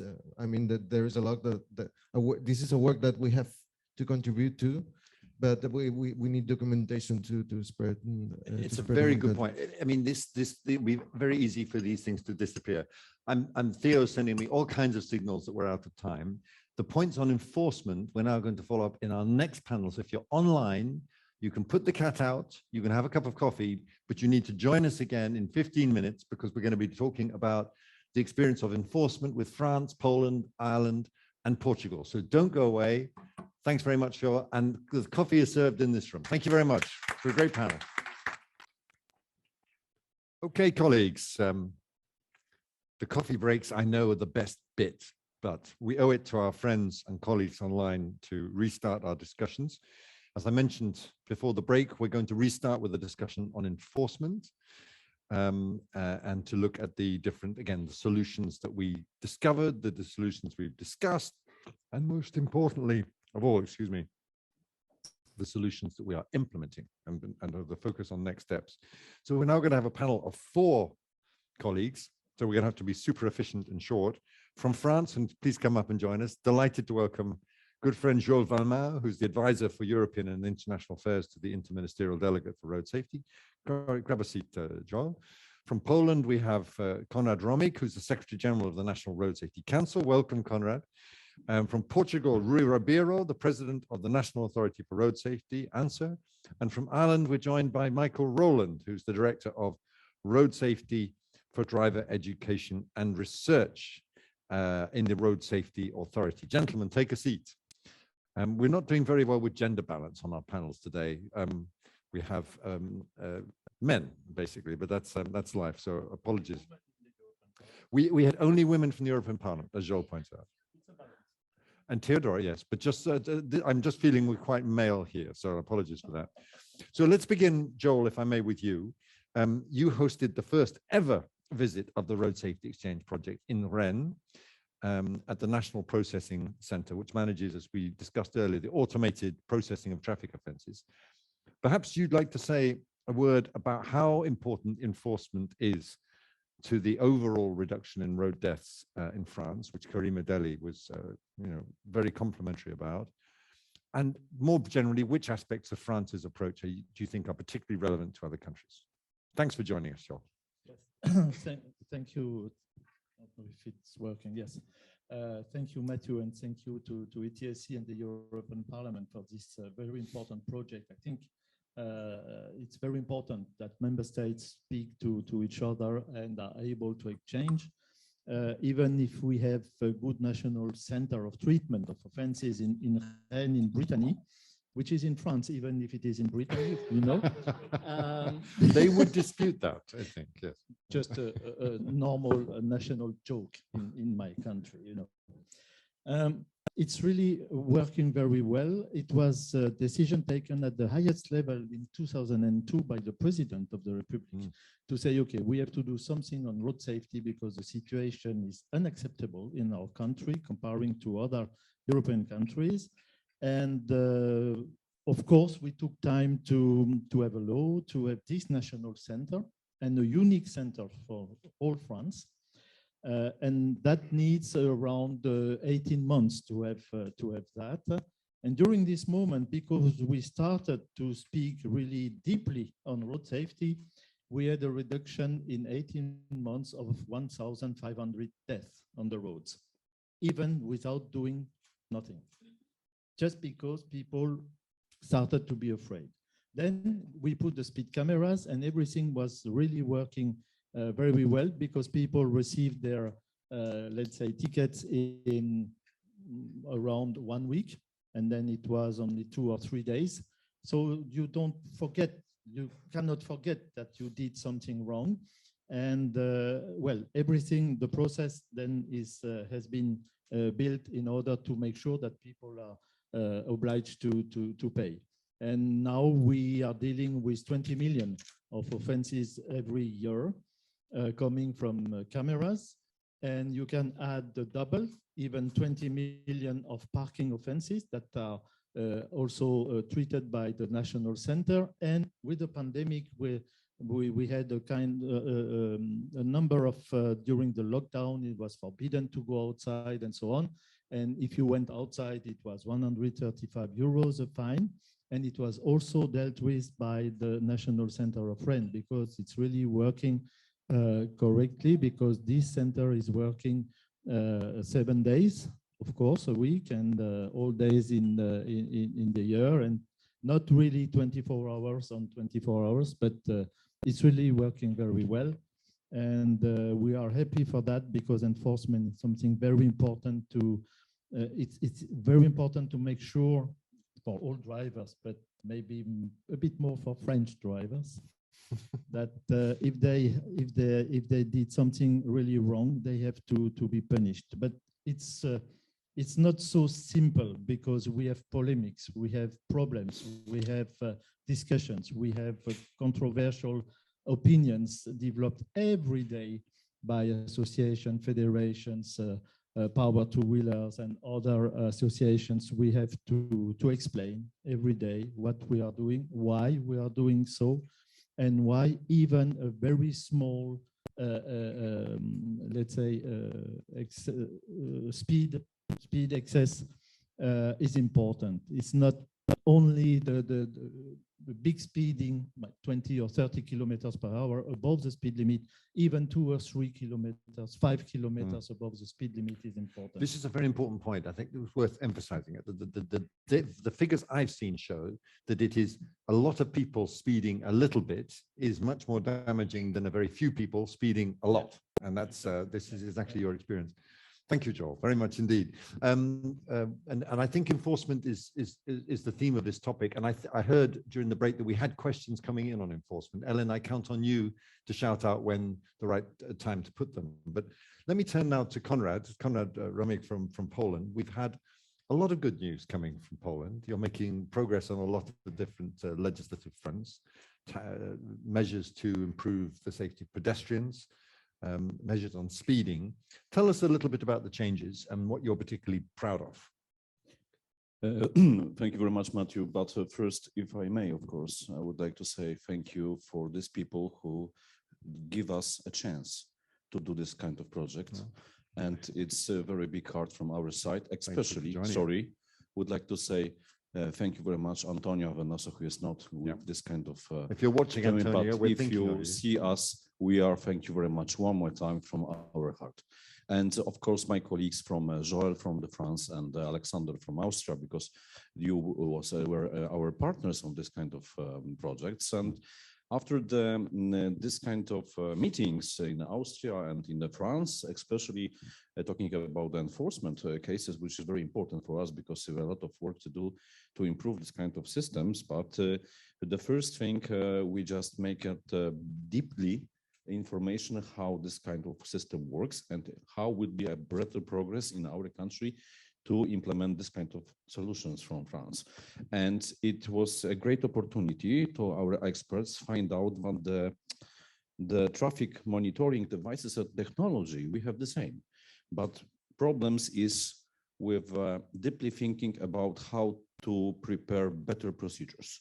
For example, if you would like to be, if you deserve to be punished, and we need to see that you have an overspeed on your car, it means that the penalty points and the fees should go over there as soon as possible. That's why, because we have to be effective. And the effectiveness of this kind of solutions is very important for us. And we still have this kind of thinking about unfortunately, right now, we have no still this kind of process and standard of number of measuring devices, especially I'm thinking about the speed section controls, because this kind of solutions in our researches is more effective than others, but we still have not enough numbers of this kind of type of devices. And it means talking about the relations to the size of the road network, because we have a huge road network. Yeah, and I'm just, of course, thinking about the numbers from our colleagues from other countries. Let's make, say, from the Italy, 3,500 electronic devices to overspeed controls and the red lines, etc., etc. It means that we have only 5,000. It means that it still needs to be developed, and still huge problems to solve on our roads where the overspeed is on the maximum level. So this is our, of course, thank you very much for this for the colleagues. Great. But we know that we have to make more progress, and we have to do something better. And the results you see, it's on the statistics from the last year. Poland have a 10% fatalities less, and according to the 2020, 20%. And I would like to say something, because it's not only a changing of thinking our people and change of devices, electronic controls, enforcement, upgrade the infrastructure, because it's a huge challenge right now and the next time. But the law which we have adopted on the 1st of June about the high important so much higher fees and penalty points. And right now, we have to say to society, you have to stop, because we have problems, and we have to try to explain, as the show said, because we have to explain all the time. I think the half of our work is explain people what are we doing, because here we know what we're doing. Yes. But on the other side, we have no chance to solve this kind of problem, because everybody would like to ask them why you are doing, or maybe what will be the next, but we have to explain. And this is the one point of our wonderful work. I fully agree with you. I think it's very interesting. The enforcement aspect is a political aspect, and in that sense, and France has experienced that as well. And this sense of it's not just enough to take the technical measures. These are not rocket science. It is the finding the way to actually deliver on them. I think that's a really important point. Thank you very much for making it. Turning quickly to Rui, if I may. We went to Dublin together on the study visit and enforcement. And Michael, you'll be very relieved that Rui and I embarrassingly bought identical Donegal tweed caps, and we're not wearing them today, although we both need them with the air conditioning in this room. Yes. And we saw a lot of really interesting work in terms of drink and drug driving. We saw the police controls in action, how that works, aspect in Dublin. And again, I think it's underlying the big theme for me today. It's not enough just to have the good legislation. It's making sure it's enforced. So what have you picked up from this in terms of your enforcement of traffic rules? What are the measures you picked up from Ireland, also from the other partner countries, France and Sweden, that you've been discussing at home? Roy, over to you. I will start like everyone else. A big hello to Antonio back home. And Theo, thank you very much for your work. Matthew and Michael for receiving me in Dublin. Our colleague Jan for receiving us also in Sweden. It was two great moments, in fact, that we shared. The visit to Dublin was in a very particular moment because we are constructing the legislation for drug reinforcement. And so visiting the medical lab they have there and all the things they are doing in Dublin was a kind of inspiration that we are going on the right path. The piece of legislation is now ready and is waiting for approval by the official government. Now, it was also very interesting to understand how Angarde was working. They are almost fully automated way of working on the streets.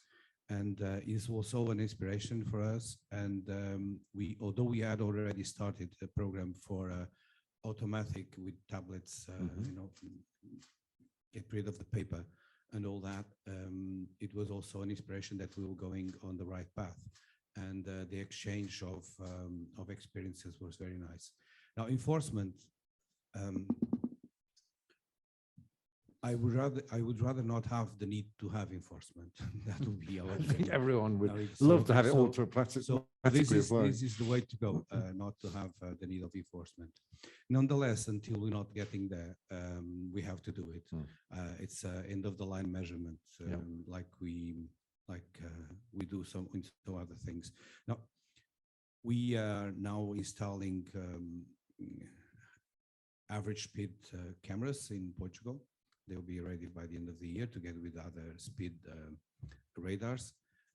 We are almost finishing the red light, traffic light enforcement, automatic enforcement. But if I have to say something in Portugal, is that we have to prepare the grounds for fully automated enforcement. We are not, I mean, it's just the paperwork that we have to get rid of it. And we are doing a right and a nice path to it, and we'll soon get to there. On the other hand, in terms of enforcement, I think the challenge is when it's the mobile phones, for example, these kind of things, and the alcohol, of course, but these kind of things that you cannot do automatically, and there's no way to do it. Just by I mean, the policeman that sees you when you're driving. Of course, this has a very limited coverage of the country now. You need to have a policeman over there, and you cannot afford to have a policeman everywhere. So I think instead of us doing the traffic enforcement, we have to work and cooperate with the companies and try to find a solution. You've been talking about this for a long time. I know, working with Volvo. I think and we others, have, we're doing some challengings and hopefully we'll come out with a solution, but I don't see any now in the horizon. I think that will be a big challenge for the full community, the technology and the researchers. I think this is something I want to interrupt you briefly because Ellen's making all sorts of signals. I think we got a relevant question here. Exactly, so Ellen, call it out. Okay, so from Alpayluk in Turkey, exactly what you were saying, Ru. Any thoughts about eliminating usage of mobile phones while driving by using special software or devices? And then whilst I've got you, I wanted to launch another question from Peter Lana about the impact of COVID, where there was reduced levels of traffic law enforcement because the police were enforcing the COVID lockdown rules. And unfortunately, some countries reported higher levels of speeding during that time, also covered in an ETSC's PIN COVID report. So yes, what can we learn from that? Okay, so let's come back to that COVID. Sorry, do you want to jump in on this one? I would just Yeah, go on. briefly answer. I mean, yes, we had speed increase during COVID. The accidents were much more dramatic. The number of fatalities decreased, less people on the street, of course, and the enforcement was not so strong because the policemen were doing other things, also vitally important.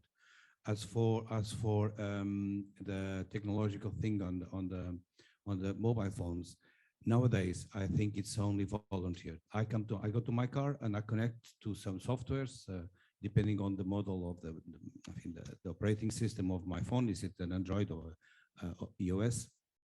And but I have to volunteer to do that, and it's not something that you can enforce. Volunteering is not enforcement. And the other question, I don't know, I don't remember anymore. But it was about the problem of mobile. Yeah, the mobile phones. I mean, this for the moment, I don't see any solution. Yeah, we have some ideas, but we have to get together all the technique, all the researchers, and to bring them, give them a challenge, and also with the companies to do that. Because the first obvious thing is that, okay, if you are on the road, and you can find that with the GPS, and you're traveling more than, I would say, 30 kilometers per hour, you switch off your phone. But then, of course, the girl that visited you, the friends, the kids, everybody is out of phone. Mm-hmm. Thank you very much. I think this is something we may need to come back to because it's both about technology and it's about road traffic law. So it's a mixture of European and national competencies. Michael, you've been very patient. Turning to you now, I really appreciate the major contribution Ireland's made to this. On our visit, the one that Rue is referring to, we were very impressed by the work, but also how you've integrated, and I'm going to have a go at pronouncing this, the Angada Sikana. How was that? 80%. 80%, not bad for a Brit. And when it comes to Ireland's rather splendid new strategic road safety plan, for which many congratulations, how did you ensure that you got all the different stakeholders on board and motivated them to do this? And I guess that's a question for the future as much as for the plan itself. Thanks, Michael, over to you. Thanks, Matthew. And I'm Garda Síochána, but takes practice. I'll work at it. You got to write it like it sounds then, but you don't. And look, delighted to be here and to have participated in the exchange program. Yes, we launched our national road safety, government road safety strategy late last year. And it I suppose, fundamental to our strategic approach has always been that partnership and shared responsibility is fundamental. So in developing the strategy, we would have worked very closely with all of our strategic partners, all of our key government agencies, in developing specific actions under the Safe Systems approach. But not alone developing those actions, also identifying who the lead agencies are in delivering on those actions, putting timelines in place, and also the supporting agencies that are able to support the implementation of those actions. So that all took a lot of negotiation and a lot of working together and a lot of, as it turned out, Zoom and team meetings to get agreement on those actions. But in terms of the partnership, what we did, we've always had a very strong partnership approach to road safety. But the new road safety strategy has formalized that partnership approach. So we now have a road safety transformation partnership board. And that board is representative of all of the key decision makers, all of the CEOs of the main government agencies, and they oversee the implementation of the actions in the strategy, and they report on those actions. They also identify areas of concern and identify remedial actions or new actions that are required. But not only is this formalized, this partnership board then reports to the Ministerial Committee on Road Safety. So we have a ministerial meeting that meets quarterly, and the partnership board would report to the Minister for Transport and the Minister for Justice and key agencies on developments, on achievements, on blockages, on areas of concern. That allows for a more reactive but a more responsive approach to concerns that we have, to where we need to really concentrate our efforts or where we need to do more. So yeah, that has worked very well, or is beginning to work very well for us. So I suppose it was formalizing that partnership approach, And we still have our informal relationships, and that's very important, but we also have the formal relationship, and that looks at what needs to be done. Is it getting done? And if not, why not? Fascinating. And I was very struck in following your development of your plan, just how much consultation, but beyond consultation, engagement there was from all the different partners. No one could say they weren't consulted, including, by the way, the Commission. So we were honored to be involved. Thank you very much. We're running out of time. I think we've got about 5 minutes left on this panel. So I'd like, sorry, I'll come. You can, Joel, go on. I will try to be very short, which is very difficult for me. No, with our enforcement, automatic enforcement system, we had between 2003 and 2010 a reduction of 51% of fatalities in 8 years. It was really immediately, let's say, efficient. Yes. Efficient, yes. Second thing, the demerit point system is working in France with the first kilometer per hour above the speed limit. Exactly that point. It's very important because it's the only country doing that, and it is really the main reason of the success of this automatic enforcement. Third thing I would like to say, and, toujours 3 points. Yes. no, and the last one after the third one. Okay. But the third one is the following. I don't want to speak about specific countries, but the best performing countries in Europe, the drivers coming from these countries in holidays in France are our best customers regarding the speed cameras. So we have maybe to also to think about it, to say to our national, because I know it's exactly the same with French drivers abroad. And I know that the French drivers in Spain in summer are very well known not to respect the rules and the speed. I know that we discuss with Alvaro sometimes, and it's something we have to think about because France is a very big transit country from north to south of Europe and from east to west of Europe. And we have a lot of European offenders. It was 4 million out of 20 million, you know. Okay. Which is not. And the last thing I want to say, it's really the last one. It's a bit also about my experience in working for the European Commission. I learned, and I'm really convinced that all European citizens that we are all really and very different. But it's very important to learn from each other, and it's not because France was there to say, oh, I have a wonderful automatic enforcement system. We have also to learn from Poland, from Greece, from all countries, because at least you are just looking at our system with another angle.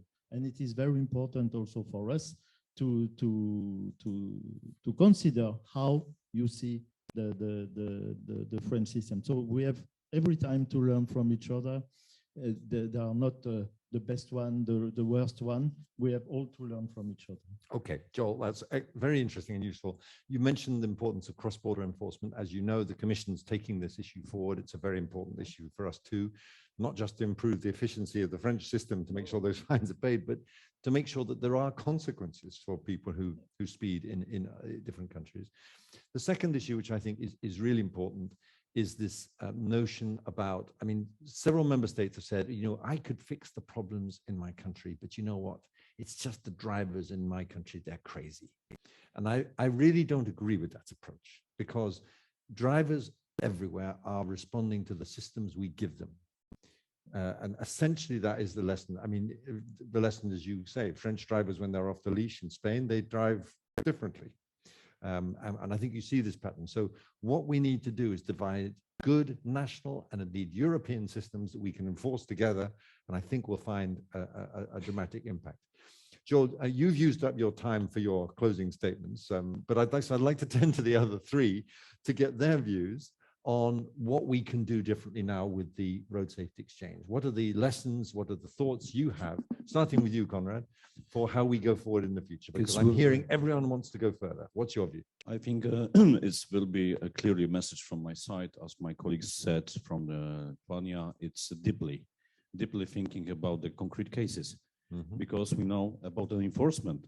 We had spent 3 years standing in rains in Poland and speak about that. But this kind of subject, it's so much complicated inside. So it means that, for example, right now, The future will show us that enforcement, it's not only speed cameras, it's not only, we're thinking about, oh, it's camera somewhere, but for example, it's technical equipment from the air, like drones. And we know that our colleagues from the police use this kind of solutions. And the eye from the sky have no problem to say and sees everything. So maybe it's the good point of view to make a deeply thinking about this kind of solutions. Thank you. Terrific. Thanks very much, Conrad. Michael, what are your thoughts? Matthew, I suppose there are a number of things. Excuse me. The first thing I'd say is that, you know, in terms of human behavior, we have found that enforcement, it's only optionally effective if people understand why the laws are there and that they're aware of them. And for us, our approach has always been fundamental, is that our awareness and education campaigns have to be integrated into the enforcement activities of the roads policing or An Garda Síochána, so that people understand why the guards are there, why they're enforcing the laws, and that people cannot say that they weren't aware of them. I suppose one of the other things I'm hearing is, and one that I think is extremely important, is the use of technology.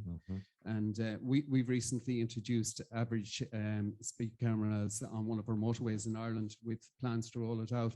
And we've seen huge success in terms of reduction in speed.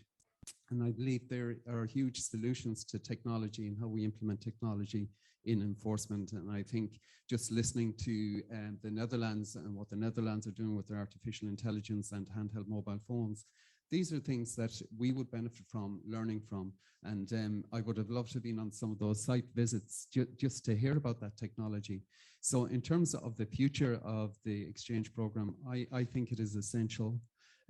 You mentioned earlier on this morning about leapfrogging, and I think that's exactly what we're at, you know, and we have a lot of leapfrogging to do in Ireland, you know, in terms of learning from the experiences, learning from the technology, learning from the legislation and behavior. So I think it's essential, it's fundamental. One other thing I'd say is that I believe you asked whether the future should be deeper or wider or whatever. I believe there are experts in certain areas and case studies in certain areas that we need to look at. And if we take, for example, Spain in terms of the 30-kilometer zones or e-scooters and what has happened. And I think, you know, these are all common problems that we're all facing with, you know, and if we have expert forums dealing with those particular issues, I think there is a lot of currency to be got in terms of what other countries have experienced, what their legislative solutions were, what the research has been. So very interesting. And this is me thinking aloud. Don't take this as an indication of really responding to just what you've said.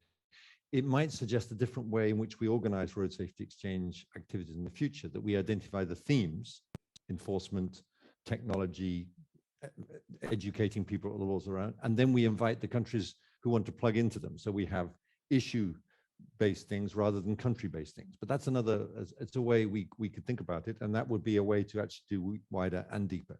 But please don't take that as a clear direction of travel from the Commissioner. It is a personal reaction to your comments there, Michael. Thank you. And last but not least, Rui, what do we do next?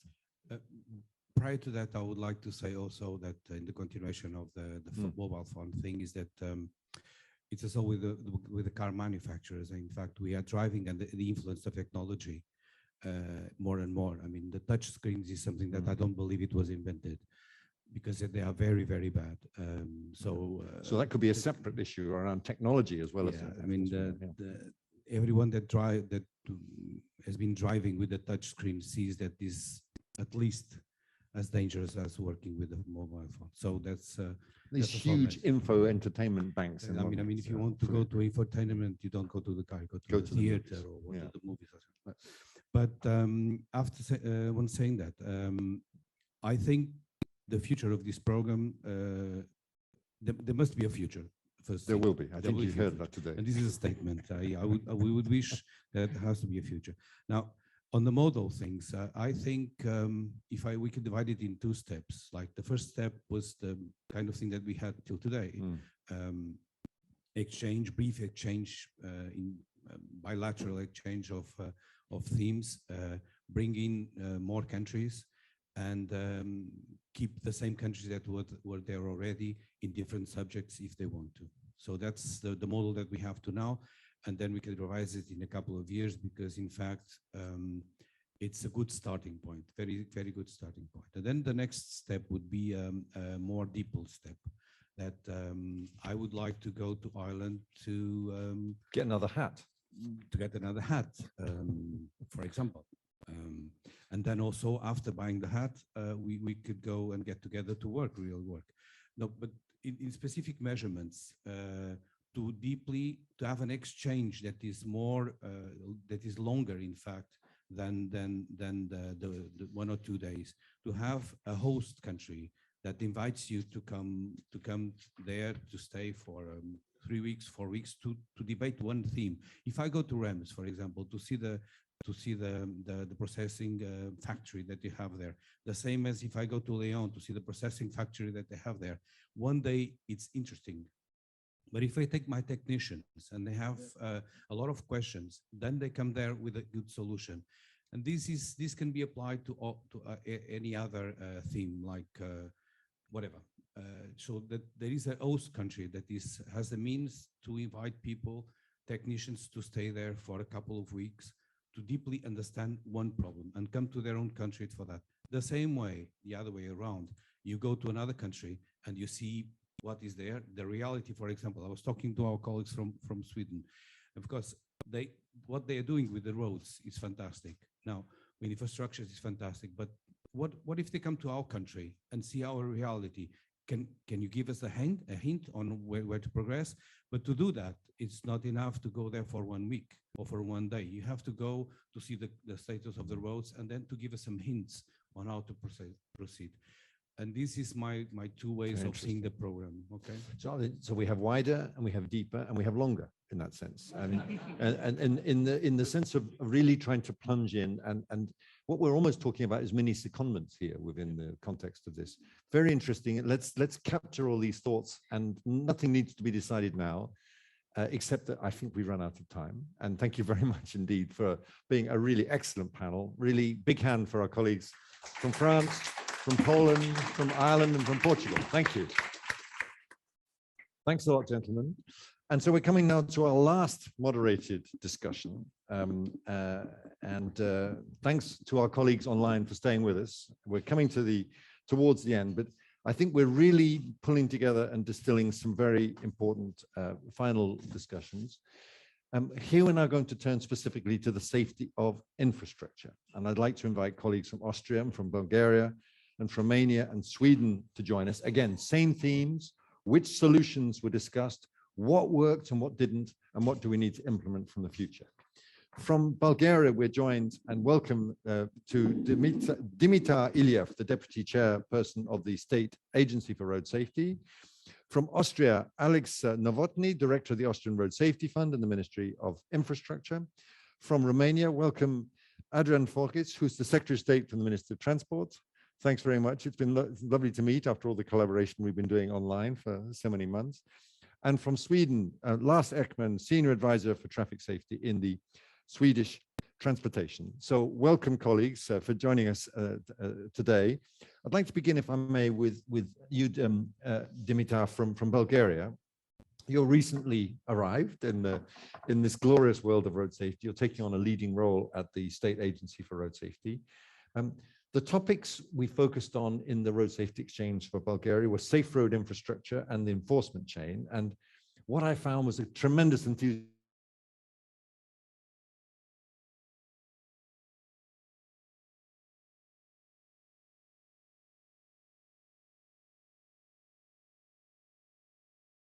And I won't embarrass you by saying that, Bulgaria, I know, has a long way to go. Yeah, thank you, Matthew. Well, when I arrived at the state agency, I found a lot of documents, strategies, plans, programs, and I can say they are really great. Now the difficult task is to put it in the reality. And for me, the EU Safety Exchange is a great program that for sure we gained a lot of information from the other countries. For example, I'm impressed about the model of 2+1, which we can try to implement somewhere on the Bulgarian streets, because actually one of the biggest problem we have is on rural roads, and it's frontal collisions.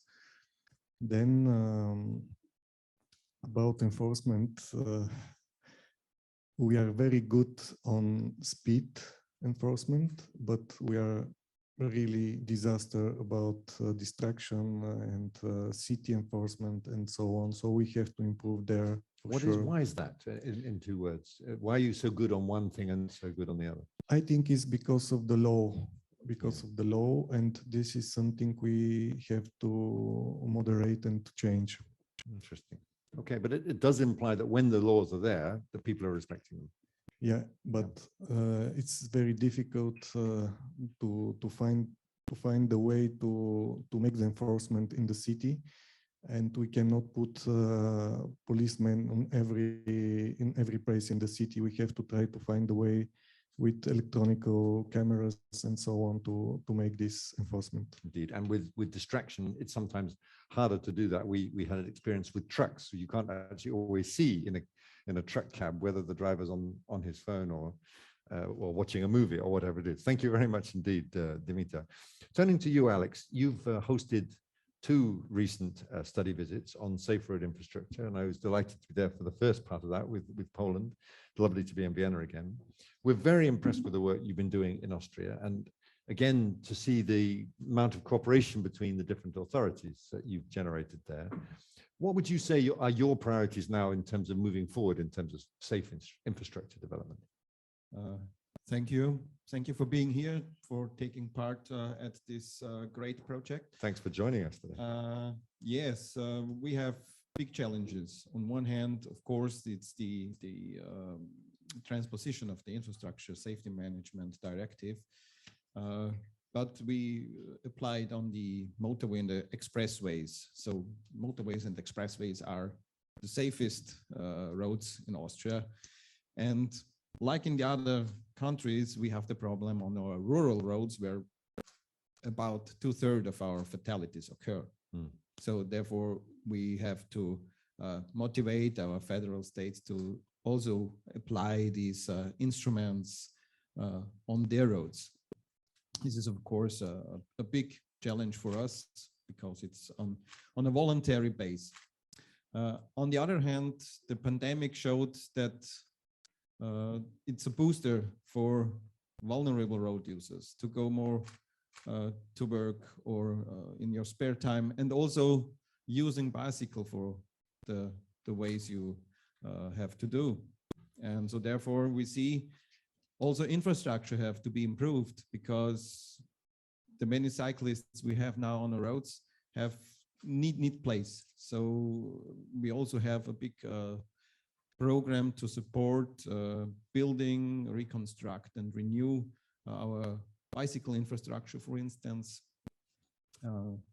And of course, this is accompanying. We have 2 effects when we set measures on to do improvements in environmental aspects. We profit also on our road safety side, and this is very good at the moment. And I think there is one point in Austria where we have a problem which we want to tackle, is in infrastructure, of course, railroad crossings. Here we have the problem, the numbers of fatalities are on the same level, they don't decrease, and most of the accidents occurring are with people living nearby, because they know when the train is coming, and they say, no, there is coming no train, I go and want to pass. And then we have the accidents which are really, really severe and with fatalities. Also, we reduced, I think in the last 15 years, the number of our railroad crossings by a half. So now we have less than 3,000, if I'm well informed. And the others, we make underpasses, we make bridges, so that we reduce the danger of these railroad crossings, but we can't do it at all. And so therefore there is still especially awareness raising work for us to do. Thank you very much. I mean, just to listening to your reflections, it just shows to me how much the Road Safety Exchange is not about Austria having completed its work on safe infrastructure, but really pushing forward and identifying the problems it wants to solve in the future. And we are determined to help you find some solutions to that as well. Alex, thank you so much for everything you've done. Turning to you, Adrian, I remember with fondness the road safety conference we had in Bucharest during the Romanian presidency. I'm actually heading to Romania this afternoon. I mean, you know, and I know that there's a lot of different areas for improvement when it comes to the road safety in Romania. You've had this very good focus in the Road Safety Exchange project on infrastructure enforcement. Would you like to say a word about the measures you're taking, and particularly in the light of the project and the obstacles that you're facing? And again, thanks very much for joining us today. It's great. Thank you very much as well. It's a real pleasure to be present here. I also would like to congratulate all those who are involved in the project. It's a pleasure that we have the opportunity to discuss and to realize that we are not alone facing these challenges regarding the road safety standards. And I will start with a general remark by underlining the fact that actually the Romanian government had a mature discussion regarding the road safety procedure, and we realized that first of all, we need to have a ground zero, as we called it at that time. And by that, we had to realize and to assume the fact that the existing road infrastructure in Romania, actually it's implying a low rate of development. And this is a huge challenge and a problem for us as well. There's a failure for drivers to comply with the speed limits, and also a sort of inability, I will call it, to adjust the speed to the driving conditions already existing in our legislation. And also with the general remark that unfortunately, the infrastructure system is unforgiving to human error. So this is a cruel reality that we started. This is a starting point for us. And from this point of view, we started to discuss how can we adapt to the best practice examples that we had the chance, or my colleagues specifically had the chance to discuss with our European partners. So we realized that we are not alone. Others have already faced these steps or these challenges, so we can learn from their history as well. And we understood a couple of things. First of all, that it's necessary to have a strong management. After we realize the problems and assume the reality, then you have a strong management at national level and also at the local level if you want to generate a development in the conditions related to the road safety procedures.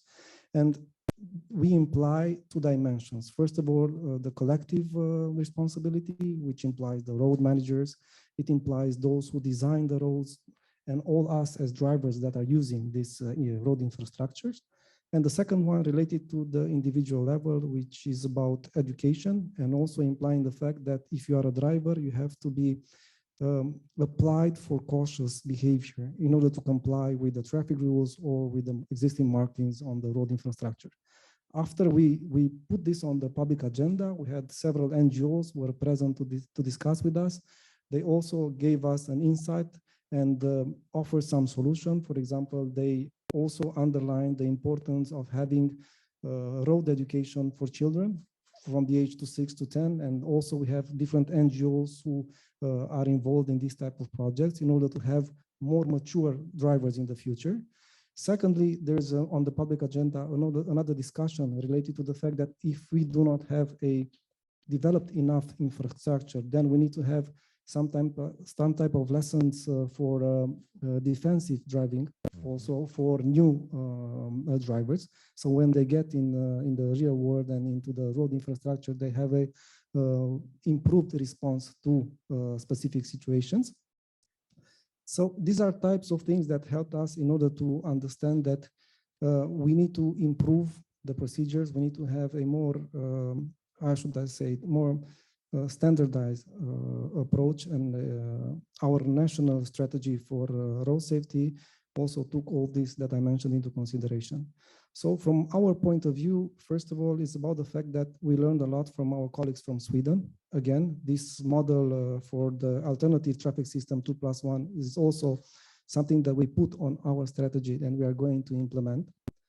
Secondly, of course, that we also joined a group which is enforcing the idea of the clear road infrastructure, and as a result, we are interested in improving and developing our speed management system with hundreds of cameras that are going to be put in the road infrastructure in Romania as well.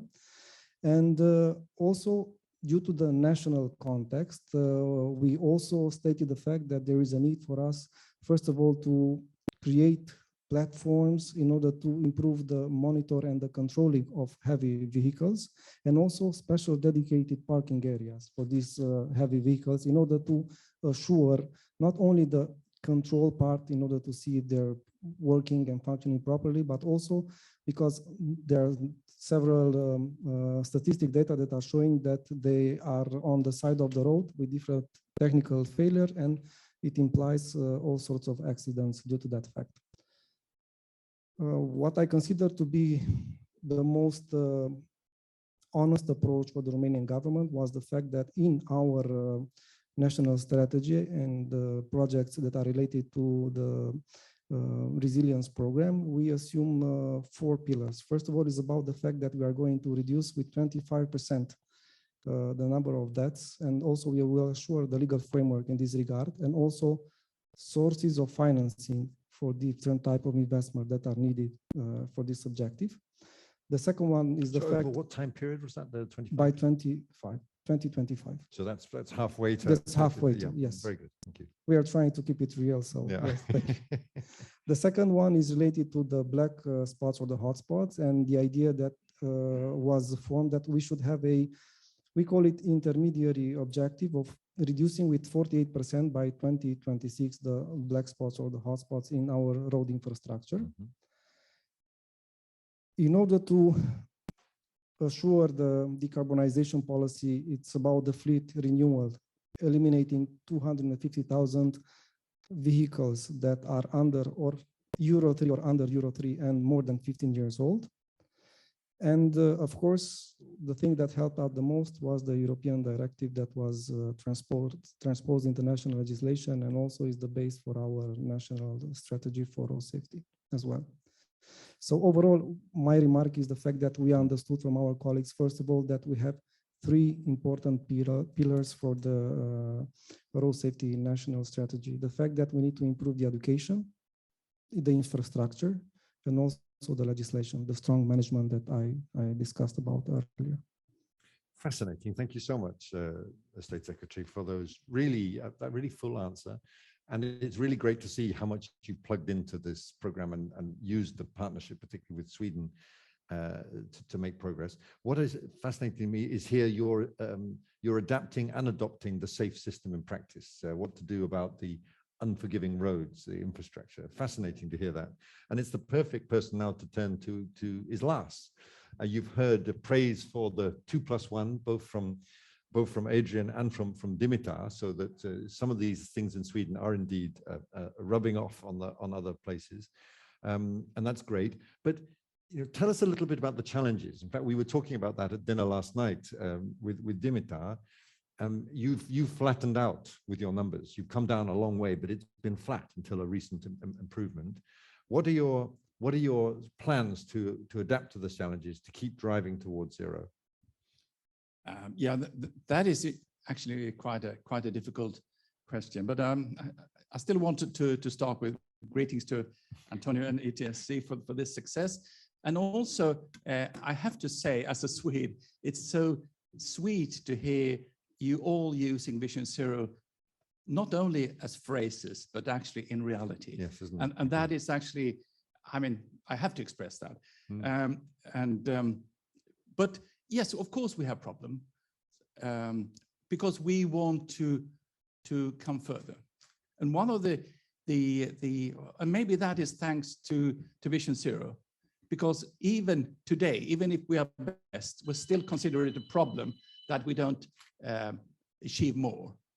I mean, in the old days, we would have been satisfied with 200 people killed. But nowadays we say we cannot be proud of 200 people killed every year. So we need to improve that. And of course, then we have challenges.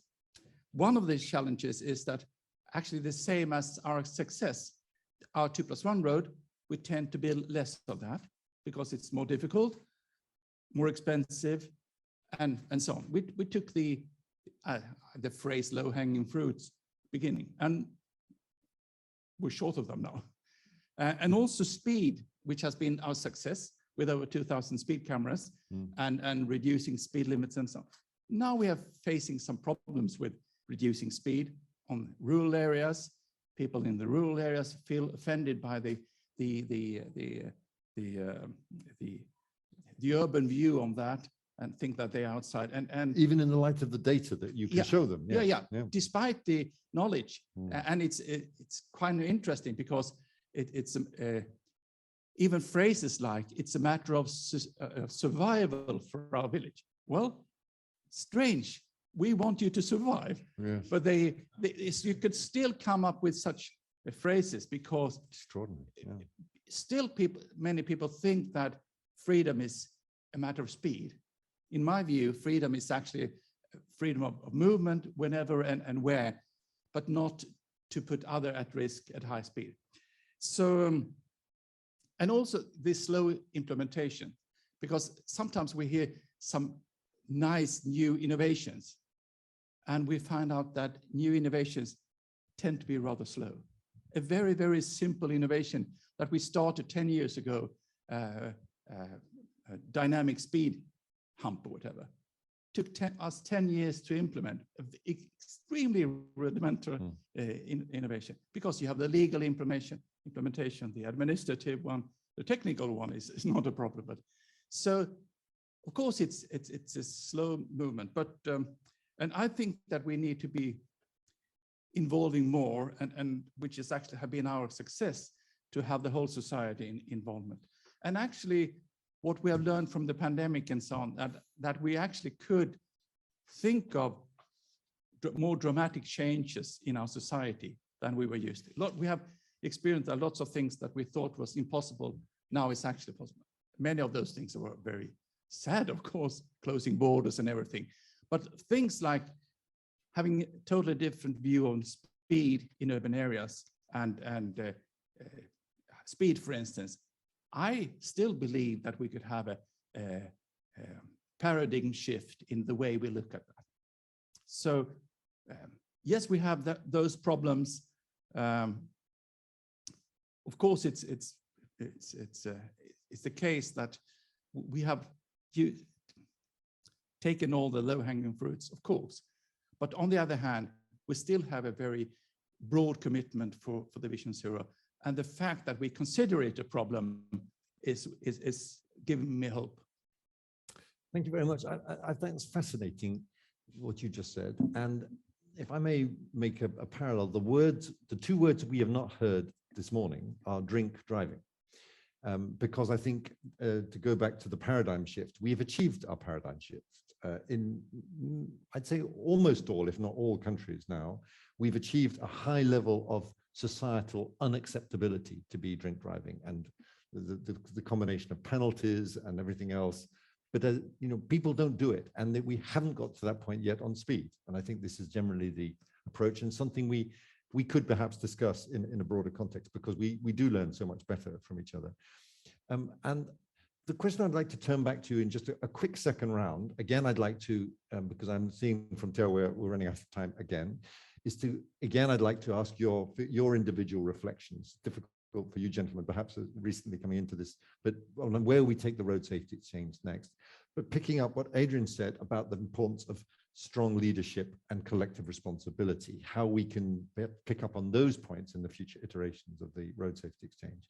So let's go back along. Maybe I could start with you, Adrian, for your reflections on where we go next with the road safety exchange, because I'm determined to get that from every panelist this morning. My first reaction would be to have another project. Done. Deal. For sure. You're very welcome. Because from my perspective, I think that we need time. As you already mentioned, for sure, these type of changes, initially, they do not they do not adapt to the population or to the users. So we need time. And in our case, on the Romanian societies, more especially, we are still dealing with basic needs. So we are still concerned about road infrastructure, developing it and things like that. We are still discussing about how to create corridors for passenger, for goods. So unfortunately or not, it's also a cost benefit opportunity for us because we can learn from the best. So we can reduce the costs and also the future utilization of the infrastructure. But for sure, as I said, the first impression is that we are on the right direction as a state. So we're not alone. So we know where to go to. And the idea to have a European partnership is going to help not only Romania, but also the surrounding countries. Because if on the policy that we agree, also the industry will adapt to it and they will deliver technology. So this is my main reflection of the day. Thank you. Fantastic. Well, you heard our Romanian Commissioner for Transport, her strong support for this project. And I'm delighted to hear from the national level that you're very keen on it too. That's really great news. Thank you very much. Yeah, let me say, we still are facing very major problems, like, for example, not wearing the seat belt on the rear seats.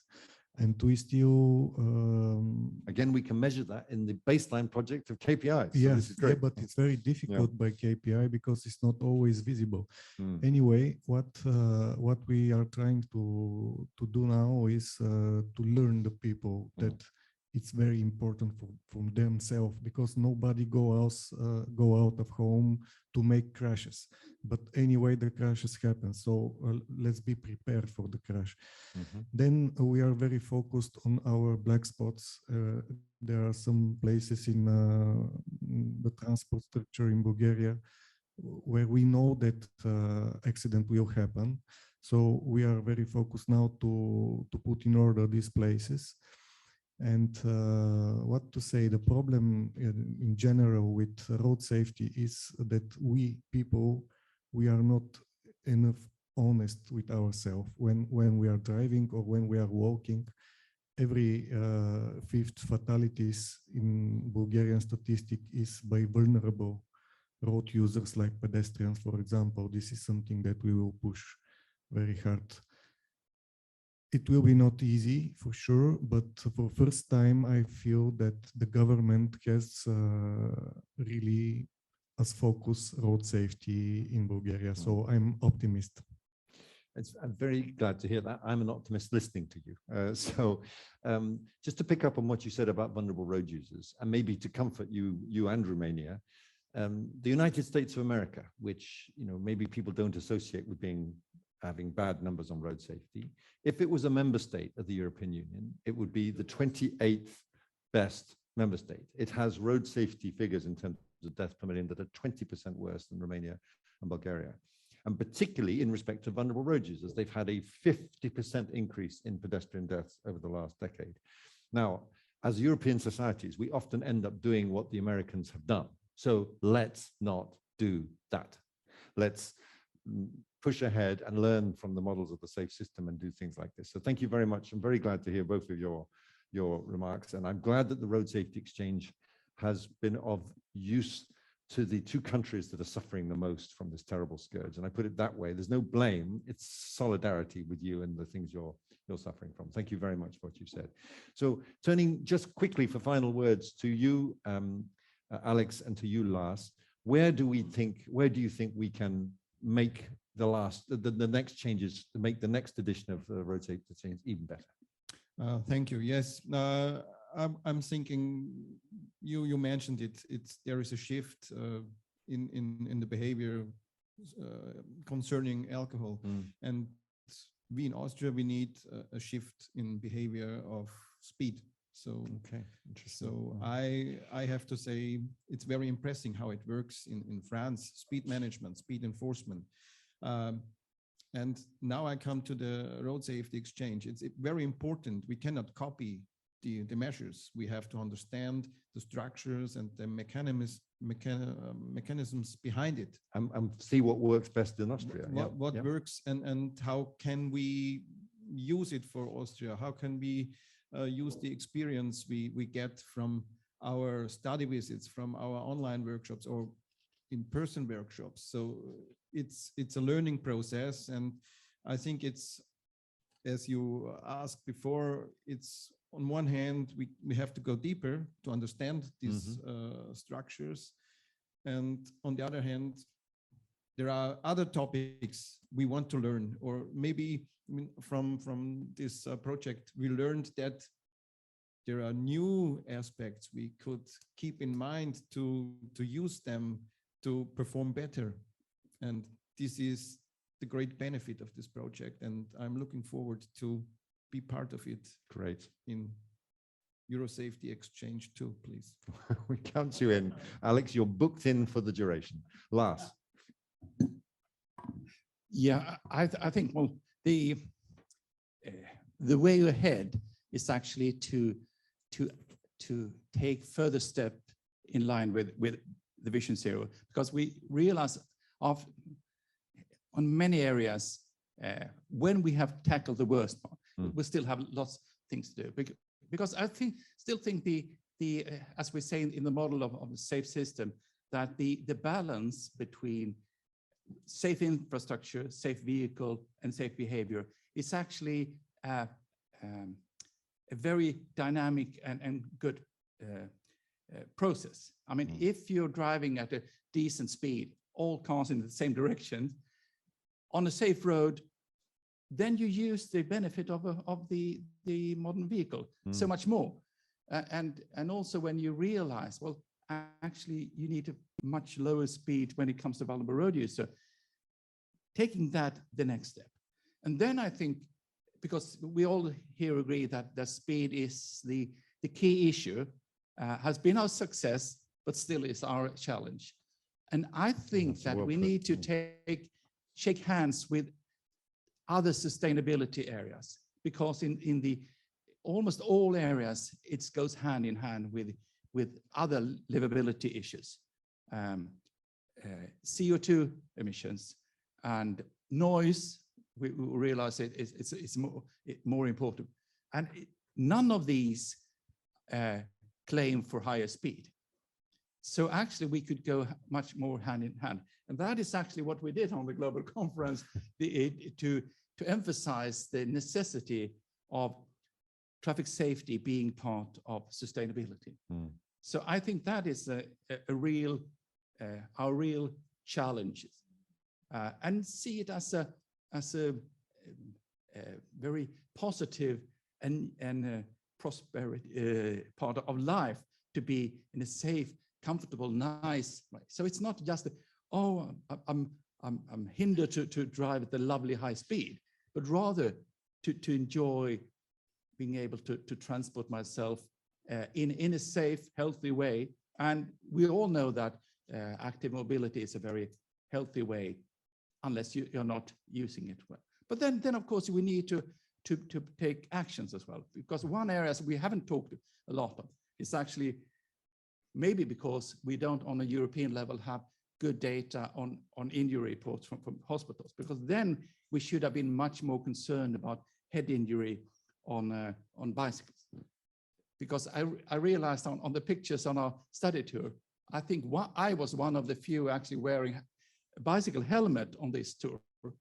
And we know that is what's filling our hospitals on an ordinary day, with people injured, actually having injuries. And helmet is something that we could actually quite easy do.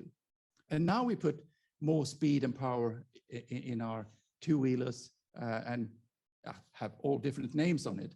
But I think that's an area where we will see further concern in the future. And for a long time, we have neglected it because we don't see it in our data, because we don't pick that data. And in Sweden, we have had it for many years and known that this is, well, besides pedestrian falling on pavements, which is even bigger problem on a hospital level. So I think that is an area where we need to have future focuses, because that's one of the problems. Fantastic. Thank you very much indeed for those reflections. In a way, it's good to close on the reflections from the father of the Vision Zero from Sweden. So thank you very much for those thoughts, Lars. Just picking up on what you said on a couple of things. One is data could be an area that we think of. I'm hearing that from several quarters. And secondly, getting a discussion going around speed, which talks about the co-benefits. I mean, it's very interesting if you think the Dutch have reduced speed limits on motorways during the day for air quality reasons. Others are thinking about it for noise. The International Energy Agency, of course, has called on it for speed limits in the context of the terrible war that's now going on and reducing our dependence on hydrocarbons coming from Russia. And then, of course, last but not least, there is the road death benefits. We can do that. So whatever the motivation, it seems that there's a lot of factors pointing at speed. And I think we've heard some very interesting reflections from member states today about that. Let's join, would you join me in giving this wonderful panel a very, very warm hand. Thank you very much, gentlemen. Thank you very much indeed. And please don't go away, because in just a moment, I'm going to try to wrap up, and then we'll try to do a group photo. And I won't keep you long with a great long speech. This has been an experience which overwhelmed my expectations for it. I know this project has been wonderful, and I know from so many anecdotal reasons how anecdotal cases of how supportive it has been across the EU, in the Parliament, in the Commission, and last but not least, in the member states. You've heard the enthusiasm from the colleagues this morning. You've heard about the relationships that are being built up, the experiences that are gained, and already being implemented. You've heard today in road safety strategies, in infrastructure planning, and in new approaches, for example, to vulnerable road users. The best conferences, this quite small conference in physical presence with our friends online, are where we can learn on our feet. We're not just reciting known views. I've taken away a long list of things I've learned just from this morning about how we shape our work in the future. The other conclusions I reach are, however much the lessons we've learned together, every country is different, and we can learn things. We need to apply the lessons from Sweden in Romania in a Romanian way, and we can. It's not a question of saying, oh, we have to be Swedish. It's how we can learn the lessons and move together and move on. And this is my final and maybe even a sad reflections from someone in the Commission, and that is that maybe member states learn best from each other, not from the wagging finger of the European Commission. Do it this way, ladies and gentlemen. So, I mean, just building on that, we know we have limited competences in the field of road safety. We don't decide what kinds of pedestrian crossings you're going to build, or whether you're going to offer cycling education in your schools in Bulgaria. That's good. I think that we're not the ones deciding. It would be a disaster if we were deciding at all those levels. And this is very much the view of our commissioner, that, we should be trying to set the enabling conditions for member states to do the best things. But it's exactly that. We think in partnership with groups like the ETSC, and I can't thank you guys enough, what we can do at the EU level on road safety, and do more of perhaps, as well as the very important legislative areas where we have competence, is to act as a facilitator of learning. When you have a problem to tackle, we can be a clearinghouse to find you the right people to talk to, the right means to find the best examples, the hottest solutions, the leapfrogging ideas that we've found elsewhere. This project is a small one, but I think it shows huge potential to be a good example of that. So, the worst kept secret in history. We want to go further. The Road Safety Exchange will live on. In a couple of months, we'll be publishing a call to launch the second edition. It's called a preparatory action in our horrible European jargon. What this means in practice is we're going to be working with you to find the best way forward for the Road Safety Exchange too. We are delighted. I'm sorry they're no longer with us. We're delighted and grateful that the Parliament has proposed a higher level of funding for this second edition. And we need to keep the same tremendous value for money principles and roll it out further and use it more, involve even more member states, dig down deeper and longer into even more priority issues, and have an even greater impact on road safety. The new project is also planned to run for a period of 3 years. And after that, I think we can see, if it all works, how we can move from pilot to more permanent basis for this kind of twinning program. So we really look forward to kicking off the new project as soon as possible, to building an even more exciting and useful partnership with all of you here and all of you online. Thank you for your patience in joining us. And sorry you can't join us for the last piece, which is going to be our group photo. You couldn't have a road safety exchange, isn't that right, Theo, without a last group photo. So please come on to the front, follow the instructions of where we should stand.